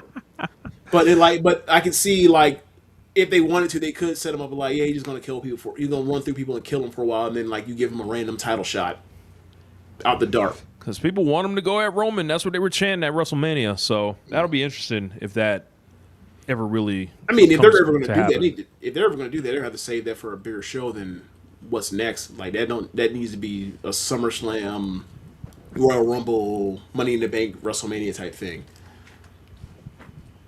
Because who else is Roman gonna face? He's faced everybody. You know, there's people out here that want a Roman and that still want a Roman and Seth singles match at WrestleMania. I'm like, Yes, who, those are who for fucking what? Look, I have no interest in that. And the last time they had a match, it was that fucking Batman and Joker dumb shit, where like Batman is the heel and Joker is the babyface in that situation, or whatever else. Is like, or actually they're both heels. It's like whatever, man. Yeah, no interest in that. I think part of the reason why I'm into the Jacob and Roman thing is like Jacob's Somebody like new, right? New for Roman. He's new for Roman, and it's like a new kind of dynamic that Roman is like. I think Jacob is like far more interesting than Roman at this point. Roman's character is like he breaks all the rules now as a babyface, right? Yeah. But he's so over now, it doesn't matter. Yeah. It's like Britt Baker. Yes, super arrogant, like full of himself, all this other stuff, and it's just like I don't even go that far, but like the basics is like this person got over as a babyface of being a heel, so you don't change him to a flat out babyface. You're afraid that like they might think he's corny. You keep the edges rough. Yeah. So when Word was kind of like that too. When Jacob Fatu is put across from him, I feel like it works better for Roman because he can absorb it better than Cody could. As far as like, you know, you put Jacob Fatu across from Cody right now, and Cody is just gonna look like he'll get booed. What the fuck is this? Like, and it won't ever get to that level with Roman. Yeah. I mean, it is funny. It's like, all right, so which Polynesian man is more MAGA? I was thinking which one has said nigga more? I was actually gonna say, I was like, never have I felt like the threat of someone saying nigga in wrestling, like in a program by non-black people. Yes. You must be sleeping under a rock, nigga. Like, yeah. Like there's a high correlation of non-black people that say nigga in MAGA. There's a high correlation. I don't know what this person in the comments is saying, but yeah. Breaking news: this man is all elite. Yeah. Okay. Sure. All right. Provide the proof. Are they going to? I don't know what to do with that. Yeah. Maybe they're trolling. I don't know. Mr. Boo Fatu feels more. Don't you think me and your phone would blow up if that came across? Like, oh yeah, my show would already be like. Right. It'd be the Lucas trade of wrestling. Yeah. What the fuck? What is this? Yeah. Oh, speaking of how shocking, bro, when that text come through, when that message come through with Vince, one of these days, oh boy, that's going. I'm telling y'all now, if anybody's watching this show that is a WWE fan and still like in the Vince camp, I'm telling you, that breaking don't watch that day. That breaking audio of One Nation Radio of Mercy that day, I wouldn't tune in. Yep. I would not tune in. It's gonna hurt your feelings. It's gonna be so like I would probably say like say if it was an hour show, right? First time? Yeah. We did a merge show in. Yeah. I drank on the show. Remember that. You know, this time might have to light something up. You know, literally. But get the AEW. Yeah, man. AEW comes back with another excellent show. Yep. I think Fairfax, Virginia, if I'm not mistaken. Good Virginia. House. That over 5,000 right. Something in the building. Maybe like 5,500 or something like that. Okay. And we got like a lot of interesting things. Like we got Divine Dominion once again setting the tone. Got to talk about Divine Dominion. They're a really good tag team. Yeah, really good. I love them. Yeah, like Rich. Who does James want to see wrestle in a dream match? We want to see those two wrestle. Micah and Mecca? Absolutely. That would have been the most rugged, thuggest shit ever. They would have brought All Japan Women's back. That would have been fucking awesome. Oh man, they kick ass. What else did we have? We had AEW World Title match: Darby Allin versus Brody King. Let's just start there, man. This nigga, when Darby Allin is left to his own devices, when it's like, hey, get in the pro wrestling ring. Mm-hmm. The nigga is a phenomenal wrestler. This is not breaking news. This is how it has always been. Yep. They have essentially said, you know, your TNT title run that you did that was so epic, we're just going to do that again. Like, we're just going to put it in the world title, put it in the main event, let them do it every week. And what do you know, James? This guy's crowd reactions are coming back in a way that I feel like were not there before he won the title. When he was doing all the stuntman stuff and all this outside the ring nonsense. When you get this guy in the ring and tell him to get over being a pro wrestler, it is working. Yeah, it's working, and it's a thing where it's like, I think he got a little bit too lost in like trying to, I guess, with the lack of star power to get him to that point, he was trying to do this other stuff with the stunts to make up for that. But now that we're past that with that weird casket match, we are to where he's good at, which is he's a wrestler that does stunts as opposed to he's a stunt guy that has a match for stunts, right? And he's excellent.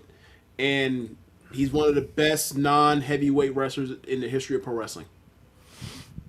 Like, I'm not, look, I didn't see Danny Hodge.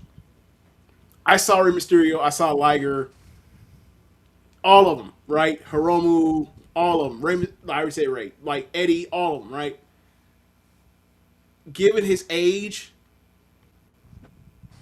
he's going to be one of the best juniors ever. And I'm saying like guys that weigh less than 220 pounds, 25 pounds, whatever the old weight limit was for that, or whatever else, under 100 kilos, for his age, he's on track to be one of the best juniors ever. And I think we already knew that, but we don't say it enough. And now that he's doing this, is like, all right, man, we're at the point now where it's time to cut the shit. And like, he belongs in being talked in those kind of talks. I'm not saying he's gonna be bigger than fucking Liger. Relax, but I'm saying like this is one of the best dudes of his generation, and for a junior, he's gonna be one of the best ever by the time it's all said and done. If he doesn't fucking break his neck. He's so good that he makes all the comparisons to him like almost sound dumb. Jeff Hardy, he smoked Jeff Hardy years ago. Yeah, like he has more great matches than Sting already. And I love Sting. Sting's my third favorite wrestler of all time. King of the North said, where does Darby Allin rank in terms of television wrestlers of all time? I mean, up there. Super high. Him and Orange Cassidy way up there. Yeah, Osprey it's like, way up there. Yeah, it's just like he can do anything. Like pretty much like, I love him being a classic because he's a classic wrestler hidden inside of a stunt man. He's a state champion. What was it? Idaho? Yeah, somewhere out there. He's a state champion. He's a state champion, like amateur wrestler. Like Cody has the similar pedigree for state of Georgia, but it's like these ain't. I understand, like, people may not notice that or because the packaging looks so non-traditional, whatever else. No, man, watch that dude move around the ring. That's an athlete. Yeah. You see the way the man make physical contact? Like, there's a thing that Floyd from All Things Leagues always say about him compared to Jungle Boy. Jungle Boy may be bigger, may be taller, but he doesn't. As Floyd being a person that's more of a person that's built his foundation and education on pro wrestling through the 80s. He respects Darby's form of wrestling more because it's physical contact, is more physical.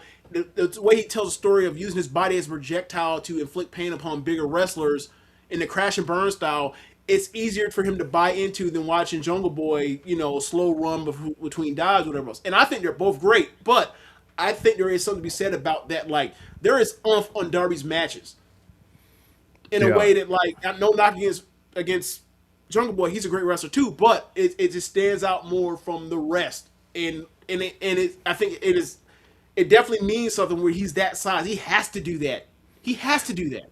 And putting him and Brody King together, like, this is a classic pairing. And the first time we ever seen it is like a babyface thing, and it was like, I wonder how that's gonna work out. Just fine. They beat the hell out of each other. This nigga Brody King did that front flip through the fucking gate. I was like, yo. Like, were you afraid that the WWE main event match is going to run into overdrive at that point? Because that's a WWE spot. Bro, I thought that gate was gonna hit somebody. Oh, they cleared that shit out. Yeah, They're not gonna risk no more lawsuits. yeah. But I love the main event. I thought it was great. And Probably give like 4.5. yeah, like they set up Kevin Knight, who I guess we'll get to Kevin Knight. Kevin Knight is going to be wrestling Darby Allin next week for the championship. Current TNT champion. He fought MJF in the opener of this show, and that was another. I don't think this was as good as their first match that they had together. Probably not. But I'll probably give this 4 though. Yeah, still really good. I thought they did a great job. I thought this nigga Kevin Knight was athletic as fuck. Yes. I thought it was hilarious. The part where it's like, all right, oh, I'm getting dove on. Oh, I'm in trouble. Let me roll out. Get dove on again. Oh, it's time to get for the moment. I'm gonna roll out again. Like 4 times. I was like, okay, Orange Cassidy. But yeah, Rich. All right, let's continue with the match, and we'll get to it. Yeah, so like I was wondering how they were gonna do this match because I was like TNT Championship. What the fuck's going on here? Like anybody have MJF try to win this shit and then be like, you know what? I actually have an idea of what I think they might do.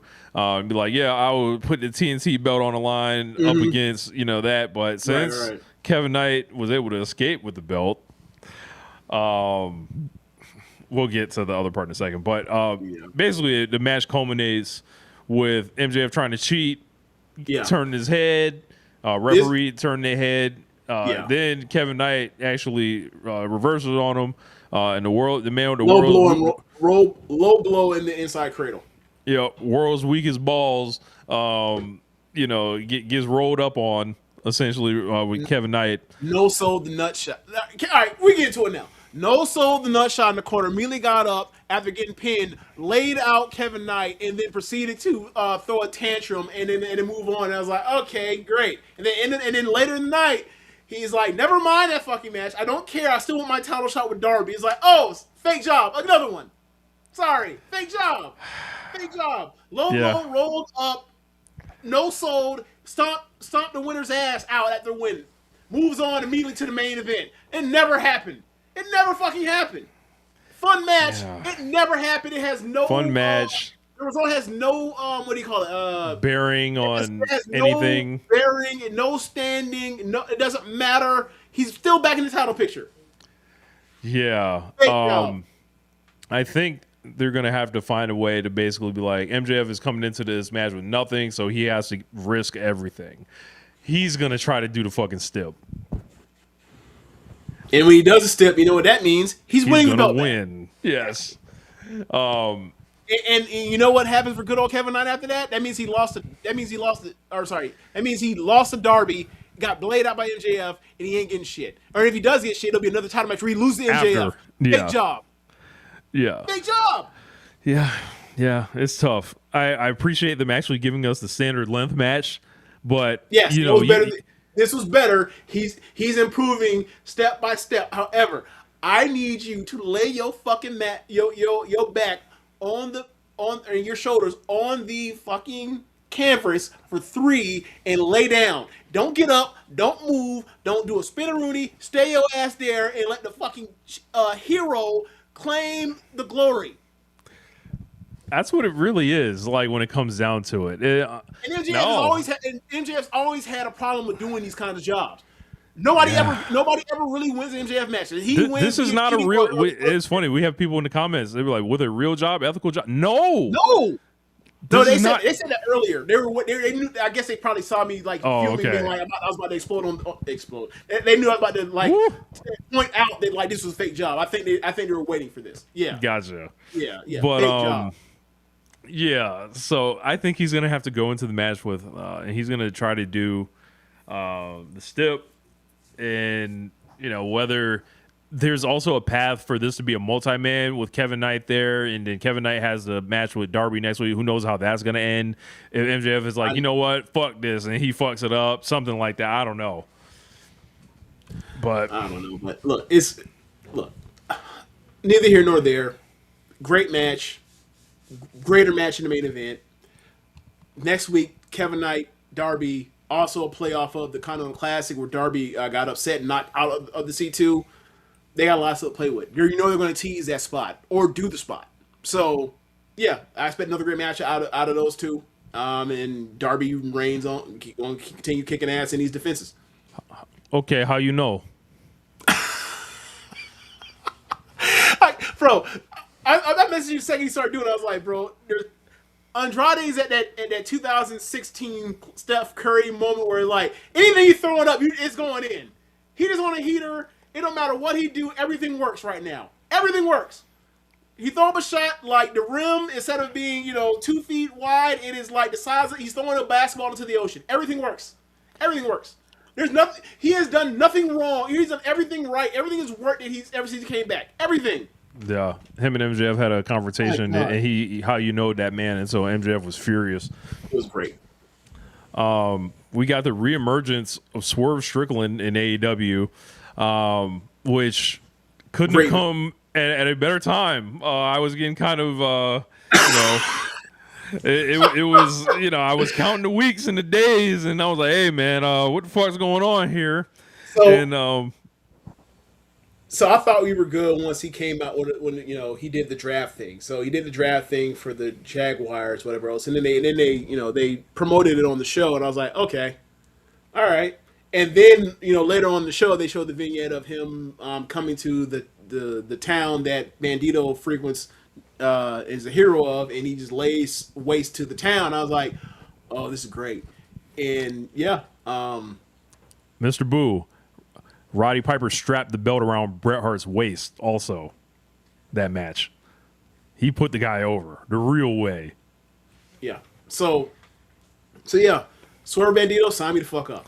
Yeah, I've always wanted to see this match. Apparently, it's been a couple years since these guys have got to do it.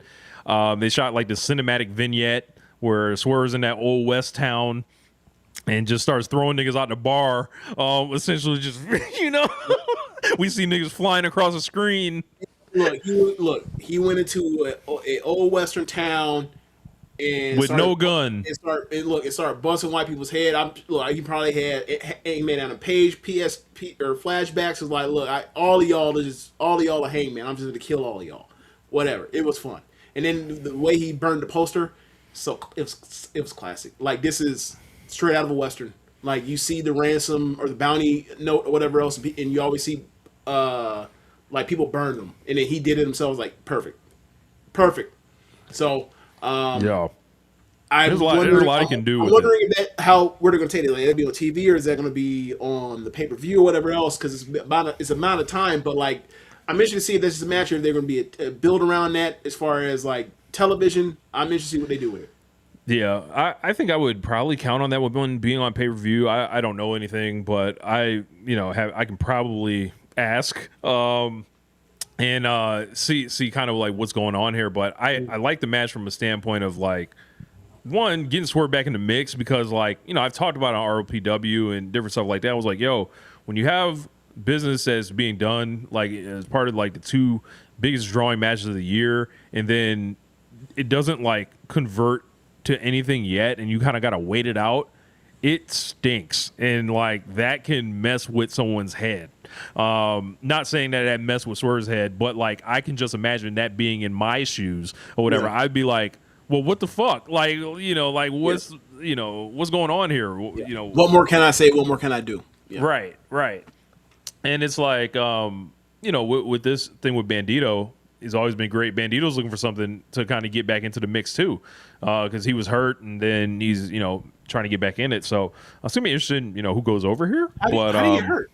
He was in the he got hurt after Royal, right? I thought he got hurt after the MJF thing. Actually, he was in the Battle Royal. Yeah, the joint at the pay-per-view 21 Plex deal. That was awesome. Yeah. But yeah, Will Ospreay and Jon Moxley. This whole thing started on Collision with this face-to-face that Ospreay, essentially was kidnapped, and Marina snapped his neck back into place, gave him a little shoulder rub, and was like, "Yeah, you all right now." And then the Why whole is thing. This is where they saw fit to air this thing. No, what I mean by that is like, we've seen this before. They did this to Hangman Adam Page. he's doing something excellent with character work, and you're not putting it on the show, on the main show that people watch the most. That thing was awesome. Why the fuck is it? It's Jon Moxley and it's Will Ospreay. Why the fuck is it not on Wednesday? And then you do another one, and that's good too, but it's not as good as the first one. What are they doing? What are they doing? They didn't even really make allusions or like even show footage of the first one. They just made allusions to like, yeah, this is the second episode of this. So we're now treating we're now treating like the back part of it like it's Stu Hart's dungeon and shit, and we're gonna roll on the floor here. And I'm just like, all right, man, whatever. Like it's good, but it's like you gotta. It's two of your biggest stars. Why are you not putting this on the A show? I don't get it. Yeah, I think I'm going to push back a little bit. I did not really enjoy this whole thing, and I think I just you're not enjoying anything Jon Moxley's doing. So that's really the real thing about it. And it's like it's not even necessarily about him. It's about Osprey, right? And how weak I kind of feel he's being portrayed in this. Like, they had Jon Moxley talking to this guy like he was some fucking young boy, essentially. Like, he hasn't been the best pro wrestler in the world for the last 5 years. Like, it's like 7 years. And it's like, well, damn near 8. Anyway, go ahead. So, like, it's like, why do I want to see this guy wrestle like a worse wrestler? Like, I don't. All right. Like all of a sudden, all right, yeah, man, we're gonna have you take some notes from Danny Garcia and Wheeler Yuta. Get in there with them and all that. And then the whole thing with Moxley, I'm like, Moxley's not better than Will fucking Ospreay. Like get the fuck out of here, man. Kayfabe. So, one, the main thing is like you don't want him to change his style or whatever else, and fine. I will say this. His matches with Sabre are some of his best matches. Like, he had 5-star matches with Sabre. So, like, he can technically wrestle in that way. Now, you're not necessarily... I know you're not saying, like, you don't think... That would sound like he don't need Jon Moxley for that then, right? Denver promotion. Sabre's only been on... Anyway, if you watch AEW, you might even know they even had matches, Sabre and Osprey. My point is this. I'm saying there's proof of concept that, like, the dude can wrestle great matches in that style. Now... does that necessarily mean that you want to see that? No, but I think they're setting up a thing where it's like it's his, Daniel Bryan as a Wyatt for a couple weeks type of thing, where it's like he, this is a distraction off the path to get you to appreciate the path that you actually want, and then you get the path eventually. It's like almost like side questing in a way. Yeah, I'm. This feels so selfish and like 4D pro wrestling working from Jon Moxley, like. Ensuring that he'll get a title match with this guy eventually down the road. He was already going to get that. He was already going to get that though. And it's actually the Rocky 3 storyline that he always wanted to do. Like, this is actually it. Like, this nigga's out here just he's playing Apollo Creed. Right. Like trying to train this nigga up. But the thing was, like, Apollo Creed is like the best boxer ever and can actually teach him teach this guy something who was mentally broken and destroyed. Okay, so in AEW, Jon Moxley's not the greatest wrestler in the company history in kayfabe? Because he is. I guess, yeah. You get who? If not him, then who? I guess it would be Kenny. 4-time champion to 1-time champion? Look at the days. MJF, you might as well learn from MJF then. Shit, like. I get it. This is cool. I get it, man. Like, look, in storyline it works. Like, it just works. But like, why is he talking to him like he's some young boy and not like an all-time wrestler? Like, why are we playing with this guy like this who has to sell tickets for fucking Wembley Stadium? And we're not treating him like a fucking superstar or a legend in the making. We're treating him like some sucker that needs to be subservient to Jon Moxley. Why? He came back apparently too early. He should have came back like right now. Timing.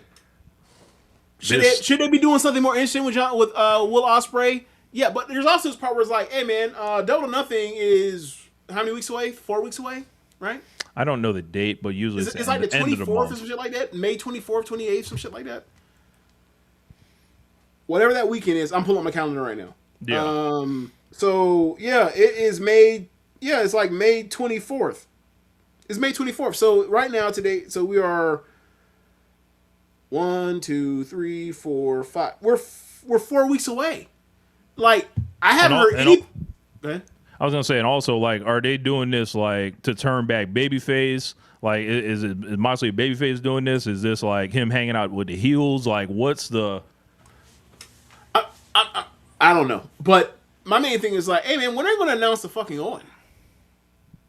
There is that. That's what I'm getting at. Like, we're 4 weeks away. When is the Owen? Are they doing no Owen this year? If they're not doing no Owen, are they told people there's no Owen? They have not mentioned this. Right. Like, that's what I'm getting at. So it's like, hey, like we are 4 weeks away from next pay-per-view. We expect there to be a number one contender for Wembley announced. What the hell is going on? I guess we gotta hope, Osprey learns some, in the Boweries of the arena, on the floor, or else it ain't getting announced. I mean, he also came out there with a rash guard on, so there's that too. Yeah, he was ready. He was ready to roll on the floor too. Yeah, I guess I just wanted something more spectacular and exciting for this guy who came in with all this ball of energy in 2024 and just attacked television like almost no other, with promos, with wrestling to match. And now he's doing these 3-camera shoot, Invisible Man angles in the back. And I'm like, no, they not chose the camera there. They did, yeah.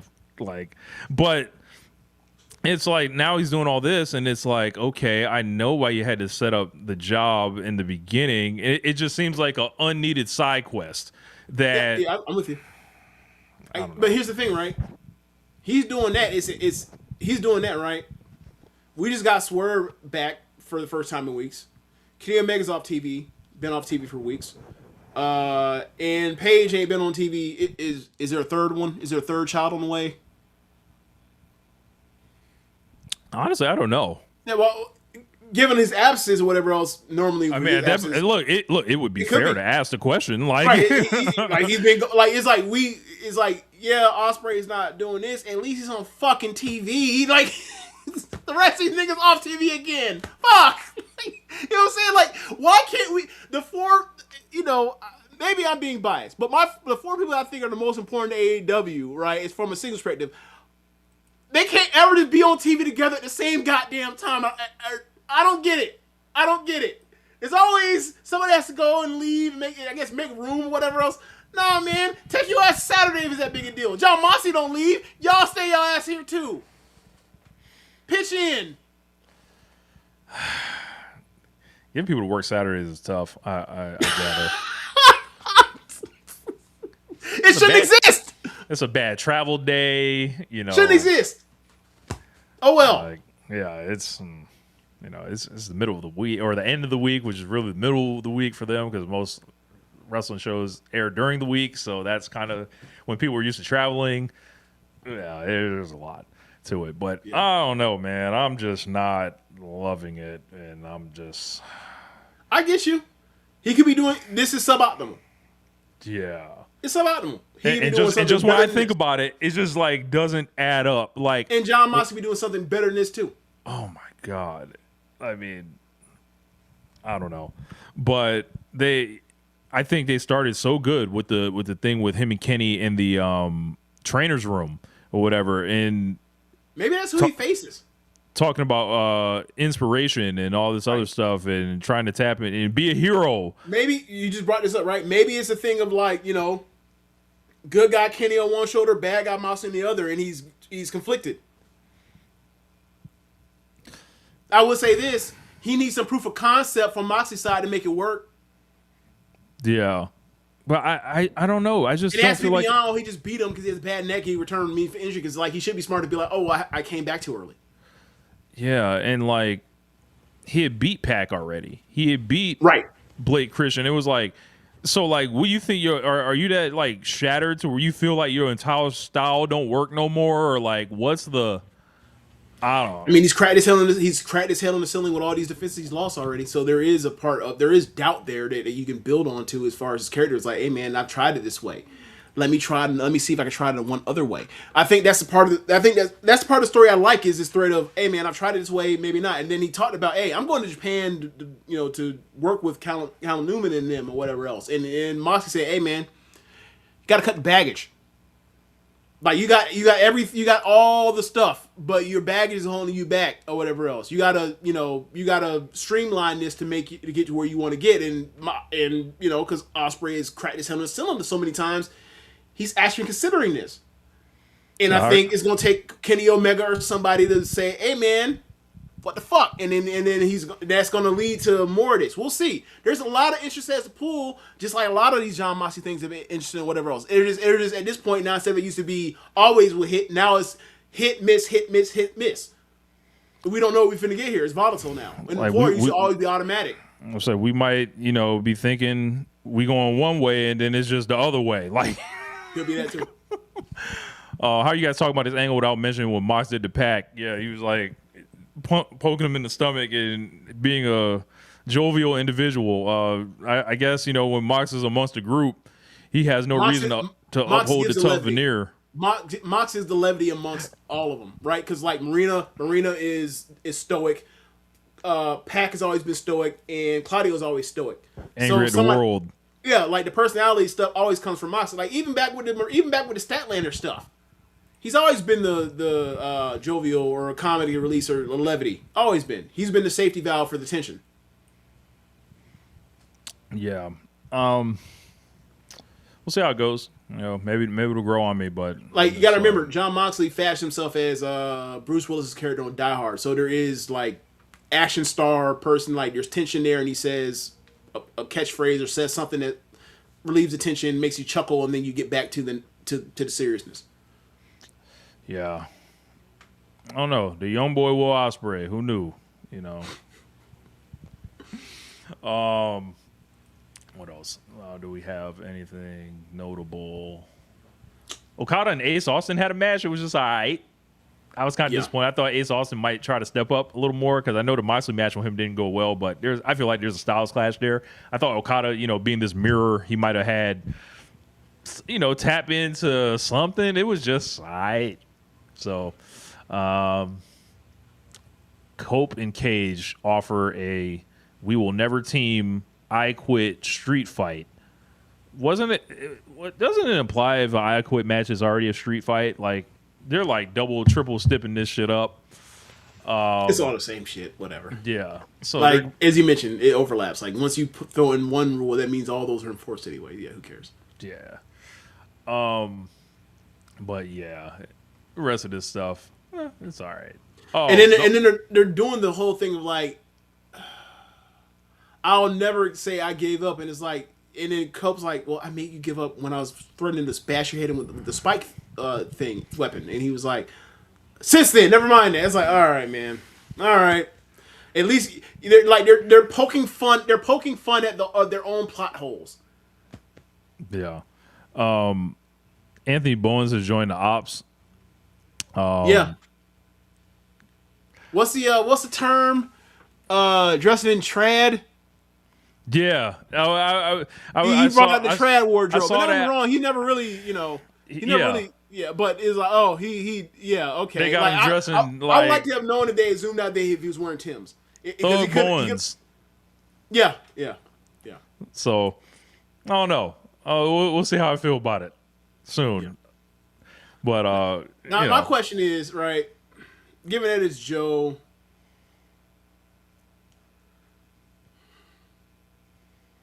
can Joe find Bowens a better barber? Probably not. Have you seen Joe's hairline? Joe, that's why I'm like, kid, I don't know. But also, remember, Joe got issues that a good barber, even a good barber can't deal with that sometimes. Yeah. Joe old. Joe old. Yeah. Kevin Knight defending his belt against Hook on Collision. Yeah, that sounds tragic. Why are we still doing Hook, man? Look, and this guy's signed for years and years, too. So it's like, yeah. Ring of Honor, brother. That's who we need to put on the floor with Moxley. Put Hook on, in there. Jesus. Look, so what was I going to say to you? Yeah, so Sammy Guevara, Ring of Honor. Why the fuck ain't Hook on Ring of Honor? Yeah. You know how much better Sammy Guevara is than Hook? Light years. It's Joe's hair, LeBron's hair, damn. Yeah, but here's the thing though. I can tell that LeBron's barber is nice. I can't tell necessarily if Joe's barber is nice. I have no idea. Look, he may be good, he may be awful. I don't know. I know LeBron's barber's nice. Joe's barber may be his wife, for all we know. Like, you get the Tim Duncan haircuts? Yes, just. Oh man. They gonna shave it look like you got lice. Nope. you got infestation. Let that shit go. Zion, zion. Oh man. Man. Yeah, I'm trying to think. What else there? Someone said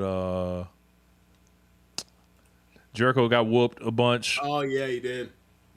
He did. Ricochet jumped Moonsaults over him and said, "You ain't even worth it." Like, this nigga's an asshole, bro. Yeah, I was like, he flipping just to flip. I was like, okay. Hey, sound like a real nigga to me. Look, like, I was like, I know someone hate this, seeing him flip for no reason. I know someone hate this. It didn't bother me none, but I was like, all right. Yeah, but I think that might be all I got on the other stuff. All right. But yeah, we probably can wrap it up. Make sure you guys check out RLPW. Dropped the hot takes video today, and amongst other things on there, it's all coming together. Yeah, I mean, what were we talking about? You pulling up so you can rewind? Was it the evil stuff? The evil. Yeah. Look into that. I think I might. I don't mind. I don't mind seeing some afternoon or morning evil slander. I don't mind. Yeah. I wouldn't mind seeing that tomorrow. Yeah. Yes, the ops are LGBTQ inclusive. Yes, indeed. I mean, I don't know why they wouldn't be. When you can whoop ass, Yeah, you do what you want. Yeah. So. All right, y'all. Thanks for listening. Be sure to rate us on whatever app you're using to listen to this with. If you are watching from the stream, be sure to wait till the show notes for the podcast are up, and you can go into the show notes and see the Red Circle link and donate there. And be sure to listen to other shows on the network. Besides One Nation Radio, you have Keeping It Strong Style, All Things Elite, AEW Match Guide, Joshing Around, Wrestling Hour Chris Things, Tunnel Talk, the Trish and Sarah Wrestling Podcast, and Imps Adventures. Thanks for listening, y'all. Later. Peace. All right, y'all. Appreciate y'all joining us this evening. Looks like a lot of you are actually in here right now. Make sure you hit the like button on the way out. Would appreciate you do that. Share the stream and all that. King of the North got to go to hell. I'm sorry. That would hurt. That would hurt. That's gonna happen. So I didn't say it was gonna happen. I just said it was gonna hurt. Can't wait for the Hiromu Takahashi NXT debut RLPW video. Yeah. There might not actually be much to say. It'd be like, yeah, I mean, it's over. Like that. That's kind of what it is. Look, maybe they do him and Dragon Lee.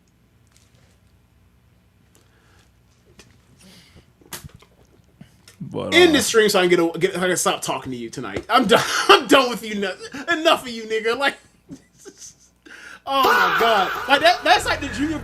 That's like the junior version when they fucked up Nakamura and AJ Styles. I can see that. Like, I'm not even gonna get it. Like, oh, they can pop me. No, they're not. They're not. I know they're not. All right, y'all. We up out of here. Yeah.